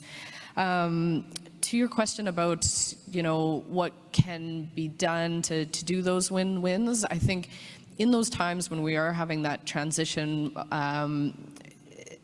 the work doesn't necessarily have to stop, in that First Nations working together to solidify, to create plans, to bring those forward. I think that's the one thing I saw in the Northwest Territories was in a self-government agreement, it was the territorial government, the federal government, the First Nation, and while the federal government couldn't participate because they were in caretaker mode, the First Nation and the territorial government made a lot of progress so that when the federal government was ready to move again, they could come to the table and say, hey, we've resolved X, Y, and Z. So I would say, you know, to continue the work outside and really building that consensus so that when you come to the federal government, it's, you know, we've worked on this and this is the path we'd like. So I always appreciate recommendations, solutions to issues. You know, one of the big things I hear a lot about is additions to reserves and how slow it is. And so with my previous hat on as municipal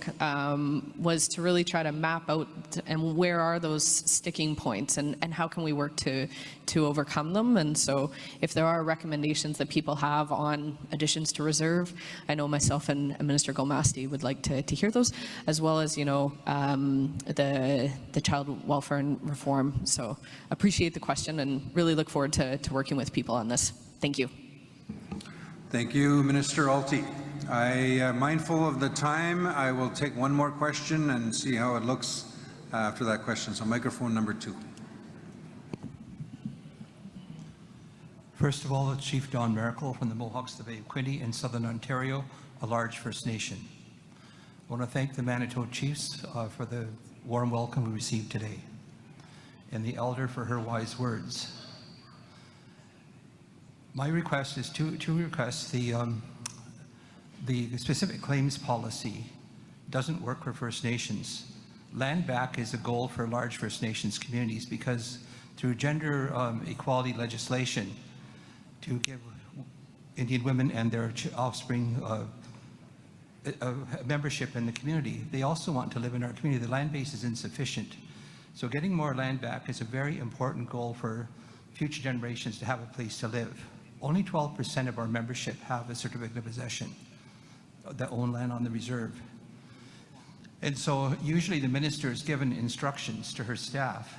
I'll wait till your staff is done talking to you. Usually the minister is given instruction of her staffs how to work with First Nations, so I request a meeting with you to educate you. I think the better educated you are, the stronger leadership you can provide at the cabinet table. The second issue is First Nations have been waiting from the Housing Infrastructure Fund, the $1 billion announcement. Currently, my community is in a level 3 drought, which is the worst drought that you can experience. There's 226 drinking water wells that are going dry. They're goody wells. They're dependent on the groundwater and rain. We've had no rain, hardly any rain all summer, so we are severely impacted with climate change, and it's affecting people's ability to have access to just water, a basic need. Those are the realities. And if you could have Gregor Robertson, Minister provide some information. When are they going to make decisions about the $1 billion fund, and where do First Nations stand in that process? Because First Nations are just left waiting and wondering. I appreciate your leadership, and I look forward to meeting with you. Thank you so much. Nyawagoa. Thank you, Chief Ardon Miracle. Minister Alti. Thank you, and thank you for the question and the feedback on the specific claims policy. The one thing I would say is if you send me something in writing, briefings, all that stuff, I have a ton of time on planes and in airports, and I love to read, so welcome that. I also say, you know, if you can't meet with me, whether it's Deputy Minister Val Gideon or my team, I know Sherry Smith is around and everybody knows Sherry, but there are also great resources to meet with. We all talk, and same with, you know, if you can't reach me or you can't reach Minister Robertson, I will relay the message, and I will get back with more information on when the EARN funding will be released. Appreciate that. Thank you. One more? Okay. So we will take one more question. We are following the order. So online, I'm going to go to Chief Lisa Robinson. Chief Lisa Robinson online. If we can have Chief Robinson unmuted, please, and up on the screen. Thank you.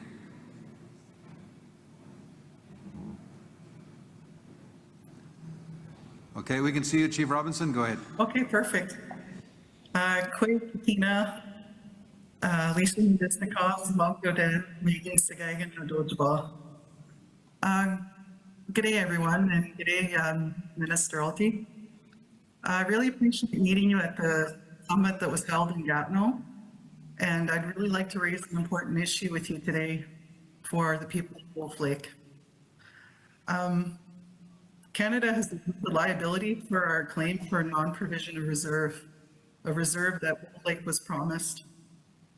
And this injustice has left our community without lands and proper recognition for generations. So today what I'm asking is to work with CERMAC and with you and your leadership to move forward on this land issue. Our people can't wait another generation. Our elders are passing opportunities for passing us up. We need a clear timeline and to develop that and work together to resolve this important issue. At the same time, here at Wolf Lake, we're working together to support major community infrastructure. We have the current White Oaks project we're doing to support our governance, our services, our economic development. But proper federal support is needed to fund these areas and to make these projects viable. So for us, you know, we're excited to hear about the nation building, but nation building for us is giving us that proper recognition, that space and that home on our territory.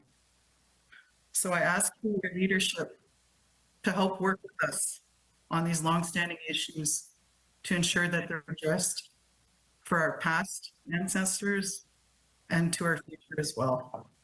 So Minister, I would really like to meet with you. That is my request today, to work together to resolve these issues for Wolf Lake, the land issue and the recognition. Miigwech. Miigwech, Chief Robinson, for the final response, Minister Alti, and then we'll have to move on with the agenda. Minister. Thank you, Chief. Thank you for raising them. I'm not intimately aware of all the details. However, Deputy Minister Gideon and I will meet following this and discuss further, and then we'll get back to you. Agree that, you know, timelines, next steps, all that stuff is really important. And as you mentioned, to be able to move forward with major projects, settling land claims, honoring treaty obligations, accelerating the additions to reserves are all important pieces. And so the department is committed to that, and we'll work with you on that as well as everyone else in the room. Thank you very much. And again, unfortunately, I'm not able to stay, but if Deputy Minister Gideon will be here, please do reach out. We also have Danielle White, who's with, I'm going to mix up your title, but you can also talk to Danielle. She's got great information, whether it's her current portfolio or others. The Deputy Minister of ISK will be here later today as well as tomorrow, so I know a lot of the issues, whether it's child welfare reform, infrastructure, water, education. So Deputy Minister Wilson will be here and would be happy to chat further. Again, masicho, thank you, merci beaucoup. Thank you, Minister Alti. As she finishes her presentation, a gift from National Chief to say thank you, Miigwech, for attending the Assembly and hearing some questions. I do recognize there are chiefs lined up online as well and in the room, but we again have an agenda that we need to follow. A lot of issues, a lot of discussion, a lot of decisions and resolutions need to be decided on for the next several days. So with that, to get right into business, I'm going to hand it over to my colleague Cedric to get into the procedural motions.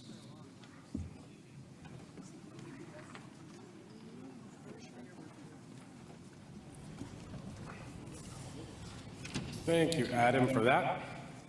And again, we're going to be getting into more of the technical side of the day.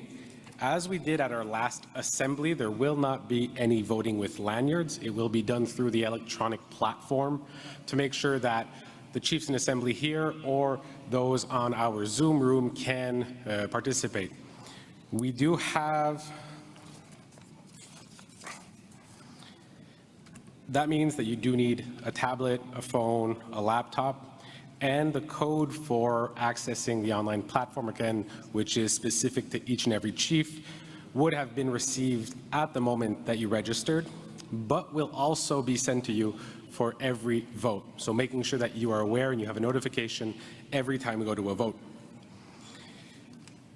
We do have certain resources, if we can have the Encore team put those up on the screen. If there are any issues, there are a few ways to get support. The first one is the toll-free line, so 1-833-273-2222. 236-8324, or you can also email registration@afn.ca. For those of you in the room, the easiest way is to head to our distribution table here on the side, and the people with the bright green, fluorescent green lanyards will be able to help you if you need any support. Once you click on the link, there's a voting link, big red button. You'll have a 6-letter code. Remember that code, write it down, copy and paste it, because once you come in, you'll have to use that code to guarantee that it is you, the proxy or chief, after which you'll have the option to vote. So you'll see the different votes that are open. Voting open, you can click on it. You'll have for or in support, oppose, against, or abstain. Before your vote is counted, you have to make sure that you press submit. A pop-up will come saying, are you sure you want to vote for, against, or abstain? You say yes, and then your vote is locked in for the time. Again, if you're ever experiencing any issues, we do have these numbers, and we have the distribution table for those who have not yet received their codes. Also a reminder, since this is online voting using electronic devices during lunch, might not be a bad idea to charge your devices. And finally, I would ask Encore if they can have our test resolution put up on the screen. This, again, is not a real resolution. This is a test resolution just to make sure that the system's working for everyone. And as Encore is preparing that, just a word on quorum. So as the Article 8 of the Charter on quorum says that the count will be taken at the time of the call to order. And we had, at the time of the call to order, 171 chiefs and proxy representatives. So for 50% plus 1, that gives us a quorum threshold of 87 for today. A count will be taken again on the next days at the call to order of the meeting, so it's important to be there early. I'm looking towards Encore to see if you do have access to our test vote.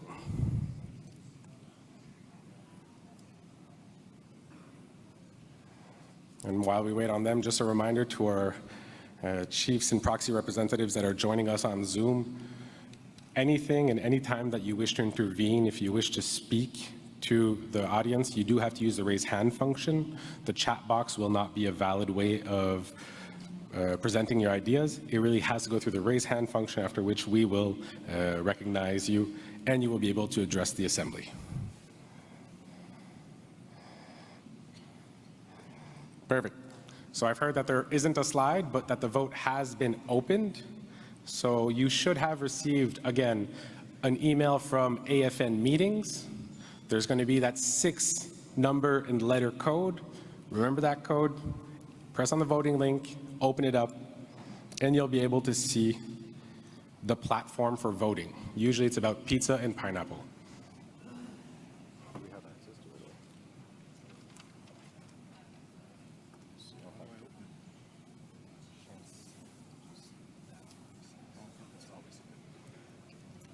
So a few people have already started. And again, once you have signed in once, you've used your passcode, if you don't close out of the entire screen, you should be able to just reuse it. So maybe making it simpler for the next times. Again, the reason we're doing a test vote is to make sure that everyone can answer very truthfully on whether pineapple belongs on pizza.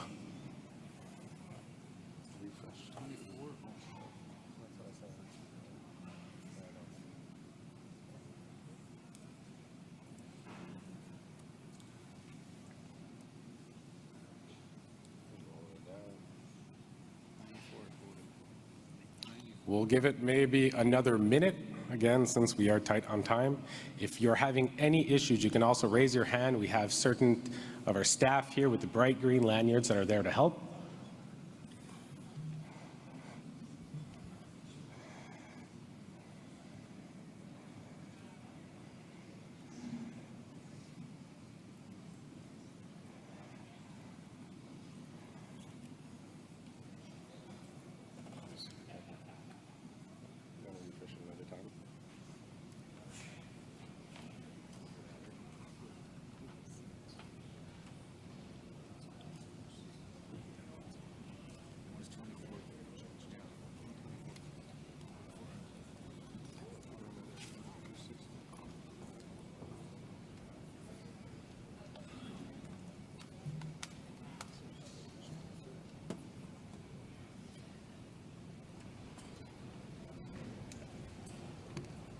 So again, if anyone is having any issues, please raise your hand. We see that most of you have already gotten in and answered. I see a hand raised here on the left-hand side. If we can have someone from distribution go support them. And we also have a hand raised here in the front.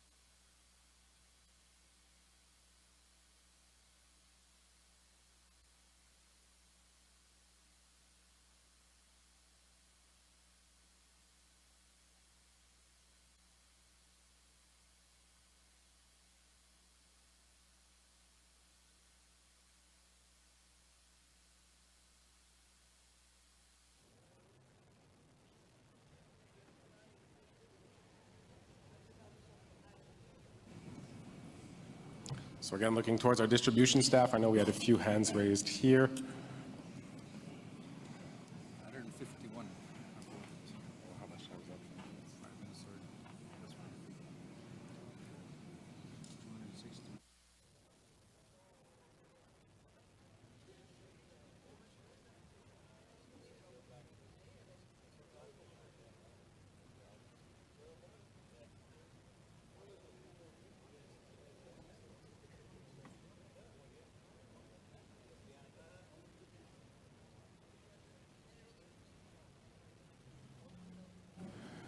So again, looking towards our crowd one last time, chiefs and proxy representatives, or is there anyone who needs more support to join in?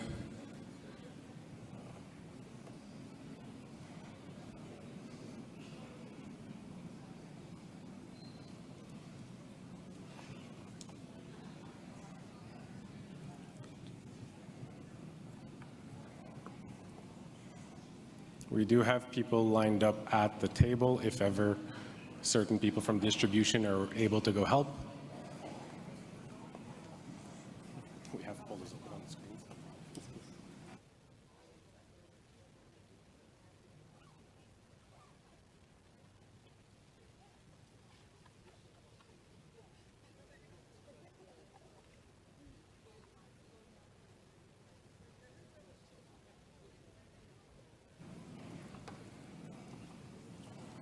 We'll give it another 30 seconds. Again, this is just the test vote before we go into the discussion on the adoption of rules of procedure for the Assembly, as well as on the agenda.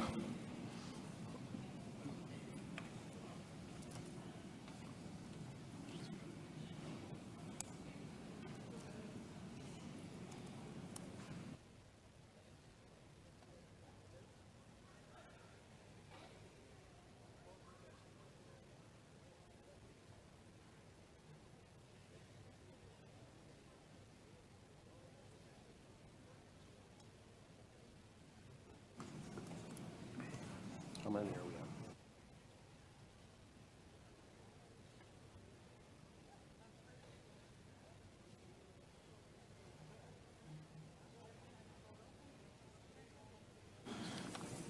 So again, for our test vote, we do have above quorum. For those that are still having issues, you can raise your hand at one final time, or else you can head to the distribution table for help. Sometimes it's just an issue with a letter in the email that was received or invalid email address. So if ever you need support, our team can change that pretty quickly as we continue into the process. So we are now landed at the adoption of rules of procedure for the Assembly. The rules and procedure are given to you within the conference notebook.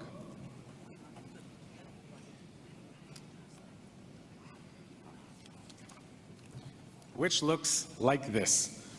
So the conference booklet does have different parts to it: the rules of procedure, the resolutions procedure, the frequently asked questions, as well as the charter, which does guide the discussions that we will be having in the next few days. Just to highlight a few points, quorum, like we said, will be counted at the time of call to order every morning. There's different things about the role of the chairperson as well as conduct of the debate. Just a quick reminder, if you are here, that means you did sign the code of conduct. So we do ask that we be respectful, even if we have varying opinions on certain things. We also talk about different procedures. If I can have Encore put the motion to adopt the rules of procedure for the Assembly on the screen. As a reminder too, for a vote to be passed, quorum is established in the morning with 50% plus 1. And then once we get into the voting process, for a motion or resolution to be passed, we must maintain at least 60% of the registered representatives that vote in favor for a motion or resolution to be passed. I'm not sure if Encore does have our slide ready.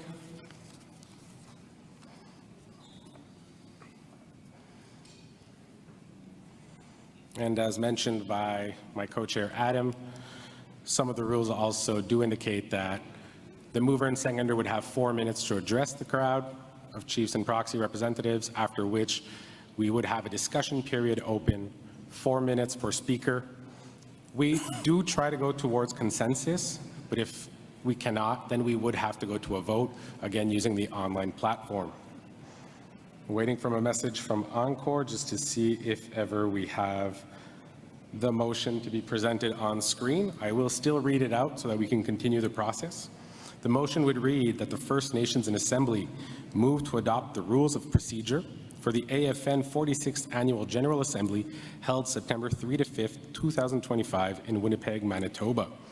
So for this motion, and again, this is required to continue with our duty, I would need a mover and a seconder.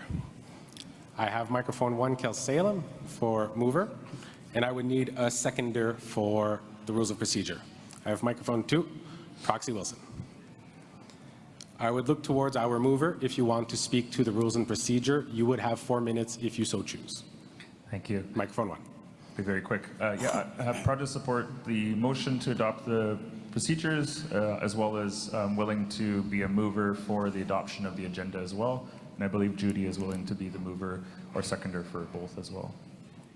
Thank you, Chairperson. And also just happy to suggest or request that once we have the mover and seconder confirmed, that we go to a vote as quickly as possible, as I know that we're behind and we'd like to get to the resolutions. Thank you for that recommendation. Seconder, would you like to speak on the motion? Microphone 2. Just moving both motions. I don't know if we're procedurally doing them separately or together, so I guess you'll clarify that, Chair. But just also thanking the Assembly for this meeting, and also our hosts from Manitoba for the prayer and the warm welcome, and also the Minister recognizing that she couldn't wait, but also commenting that the federal minister should be here in the beginning for protocol, because I really agree with Chief Don Miracle that there's a lot they need to learn still in regards to these protocols and how important it is. Their office is supposed to be serving us. They're the highest office under the Indian Act to be serving the federal ministers, to serving all of our nations across Canada. So they do need to be here physically and to show that, you know, not just show, but to be listening to the chiefs and proxies in Assembly. So I just wanted to add that. I did have one clarification on the agenda when we get to that, but I'll wait till, if you're going to do it together or separate. Thank you, Chair. We'll do it separately just for what we have. So again, the motion on the floor is that the First Nations in Assembly move to adopt the rules of procedure for the AFN 46th Annual General Assembly held September 3 to 5, 2025 in Winnipeg, Manitoba. It was recommended that we go straight to the vote. I don't see anyone who needs to go to discussion. So if I can have our Encore team open up the vote for motion to adopt the rules and procedures. The poll should be open now. You should be receiving your notification. I'm getting thumbs up.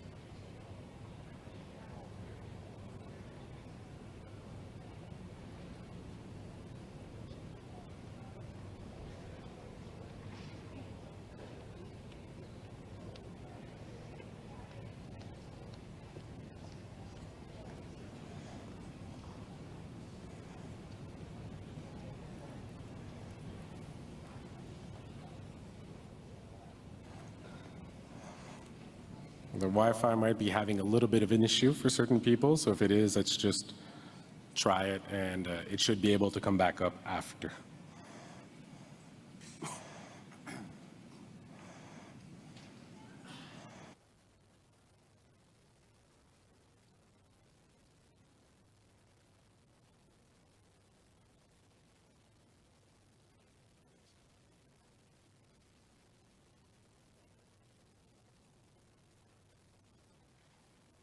We'll give another few minutes before we head into the vote for the agenda.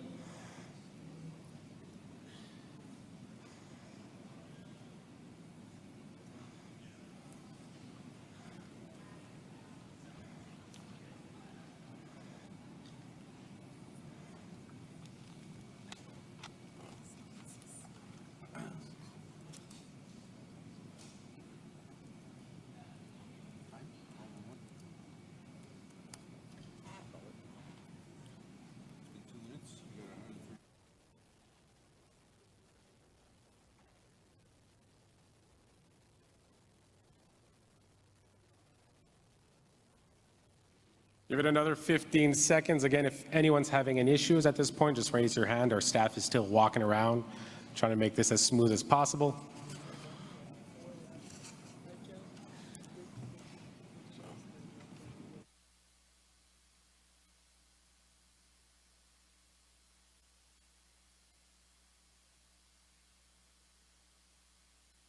So I will ask that the motion vote or the poll be closed, and that Encore show us the results.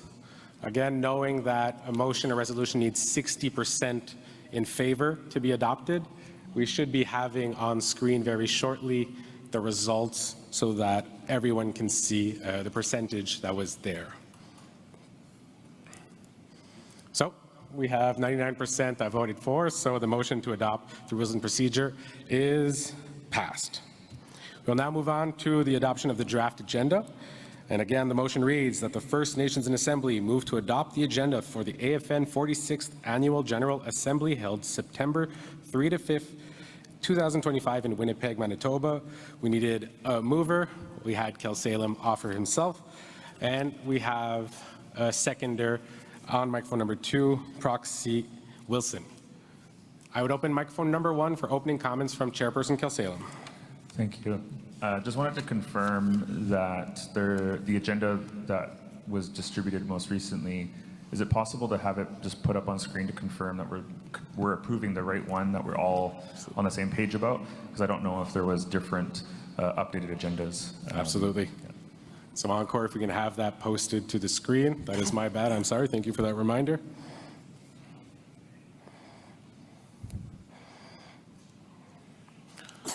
So again, we do have a 3-day agenda. We opened with our opening ceremony. There's a pipe ceremony every morning. We have registration in the Circle of Trade, which is open in Hall C. If Encore, if you can scroll down as we go. So we had our opening protocol, after which we had an address by National Chief Cindy Woodhouse. The adoption of rules and procedures was changed a bit, as mentioned by my co-chair, Adam. After this, we would be looking to go into the audited financial statements and financial reporting. If Encore can keep scrolling down. And then we have a short update from the Future Generations Foundation and their financial reporting. We had Minister Alti already present to us, after which we would have the council reports, which may have to be moved to another day depending on of time. After lunch, if we can keep scrolling.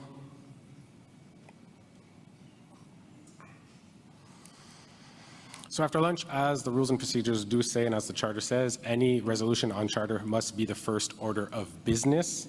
So that would be what we start with once we get into the vote. We would then roll into resolutions, try to get as many of them as we can. There are 53 on time, 5 late for the moment. And you have until tomorrow at noon to give any other late resolutions, but knowing that we have an already full agenda, that might be more difficult. We then have an afternoon on the financial summit. And on Thursday, we have different plenaries and resolutions. So again, we have one on harm reduction strategies on substance abuse, as well as one on systemic racism and advancing First Nations policing. We would go into resolutions until lunch and then come back for another plenary on long-term reform on child welfare. And again, the names of the presenters are present on this version. And finally, at the end of the afternoon of day 2, we would have an update on the $23 billion compensation that was mentioned by National Chief. And with the time remaining, we would go into the resolutions. Just as a quick reminder, there is the Manitoba region event that evening too. And if we can scroll down to finally Friday, September 5th,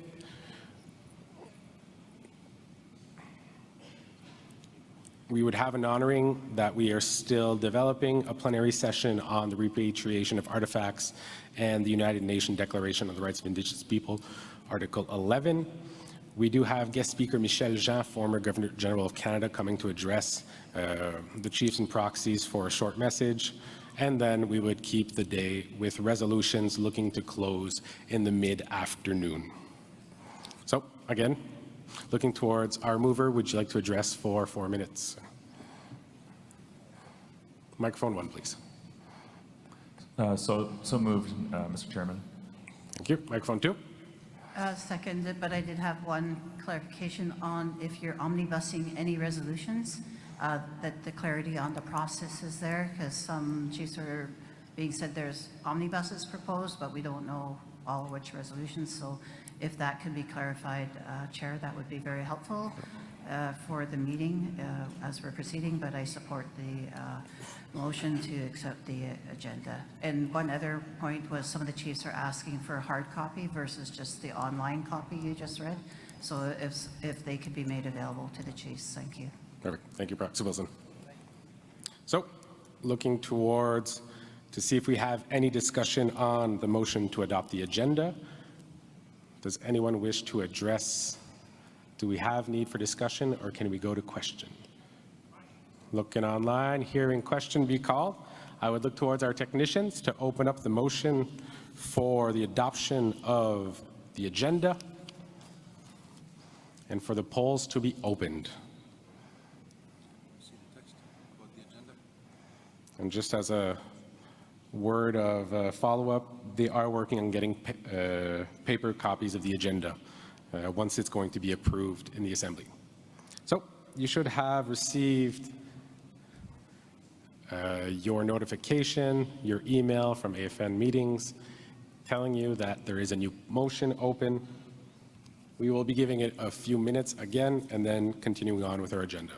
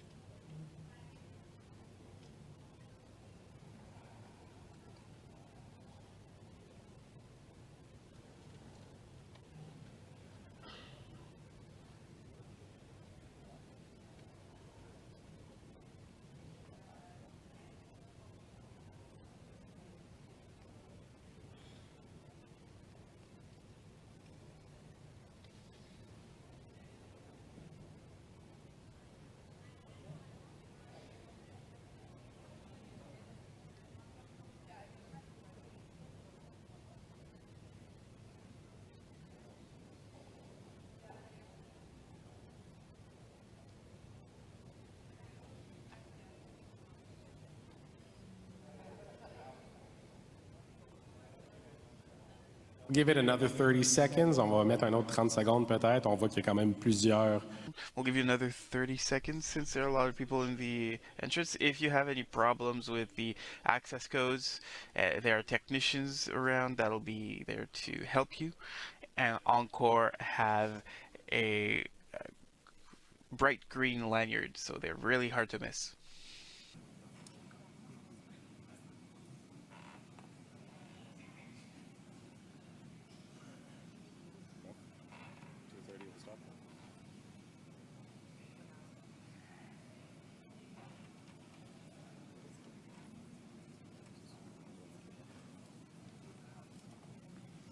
So I would look to our technical staff to please close the poll on the motion to adopt the draft agenda. And once that is done, please have the results posted on the screens. So again, 98% for or in support and 2 opposed. So the motion is carried. Thank you very much, chiefs and proxies.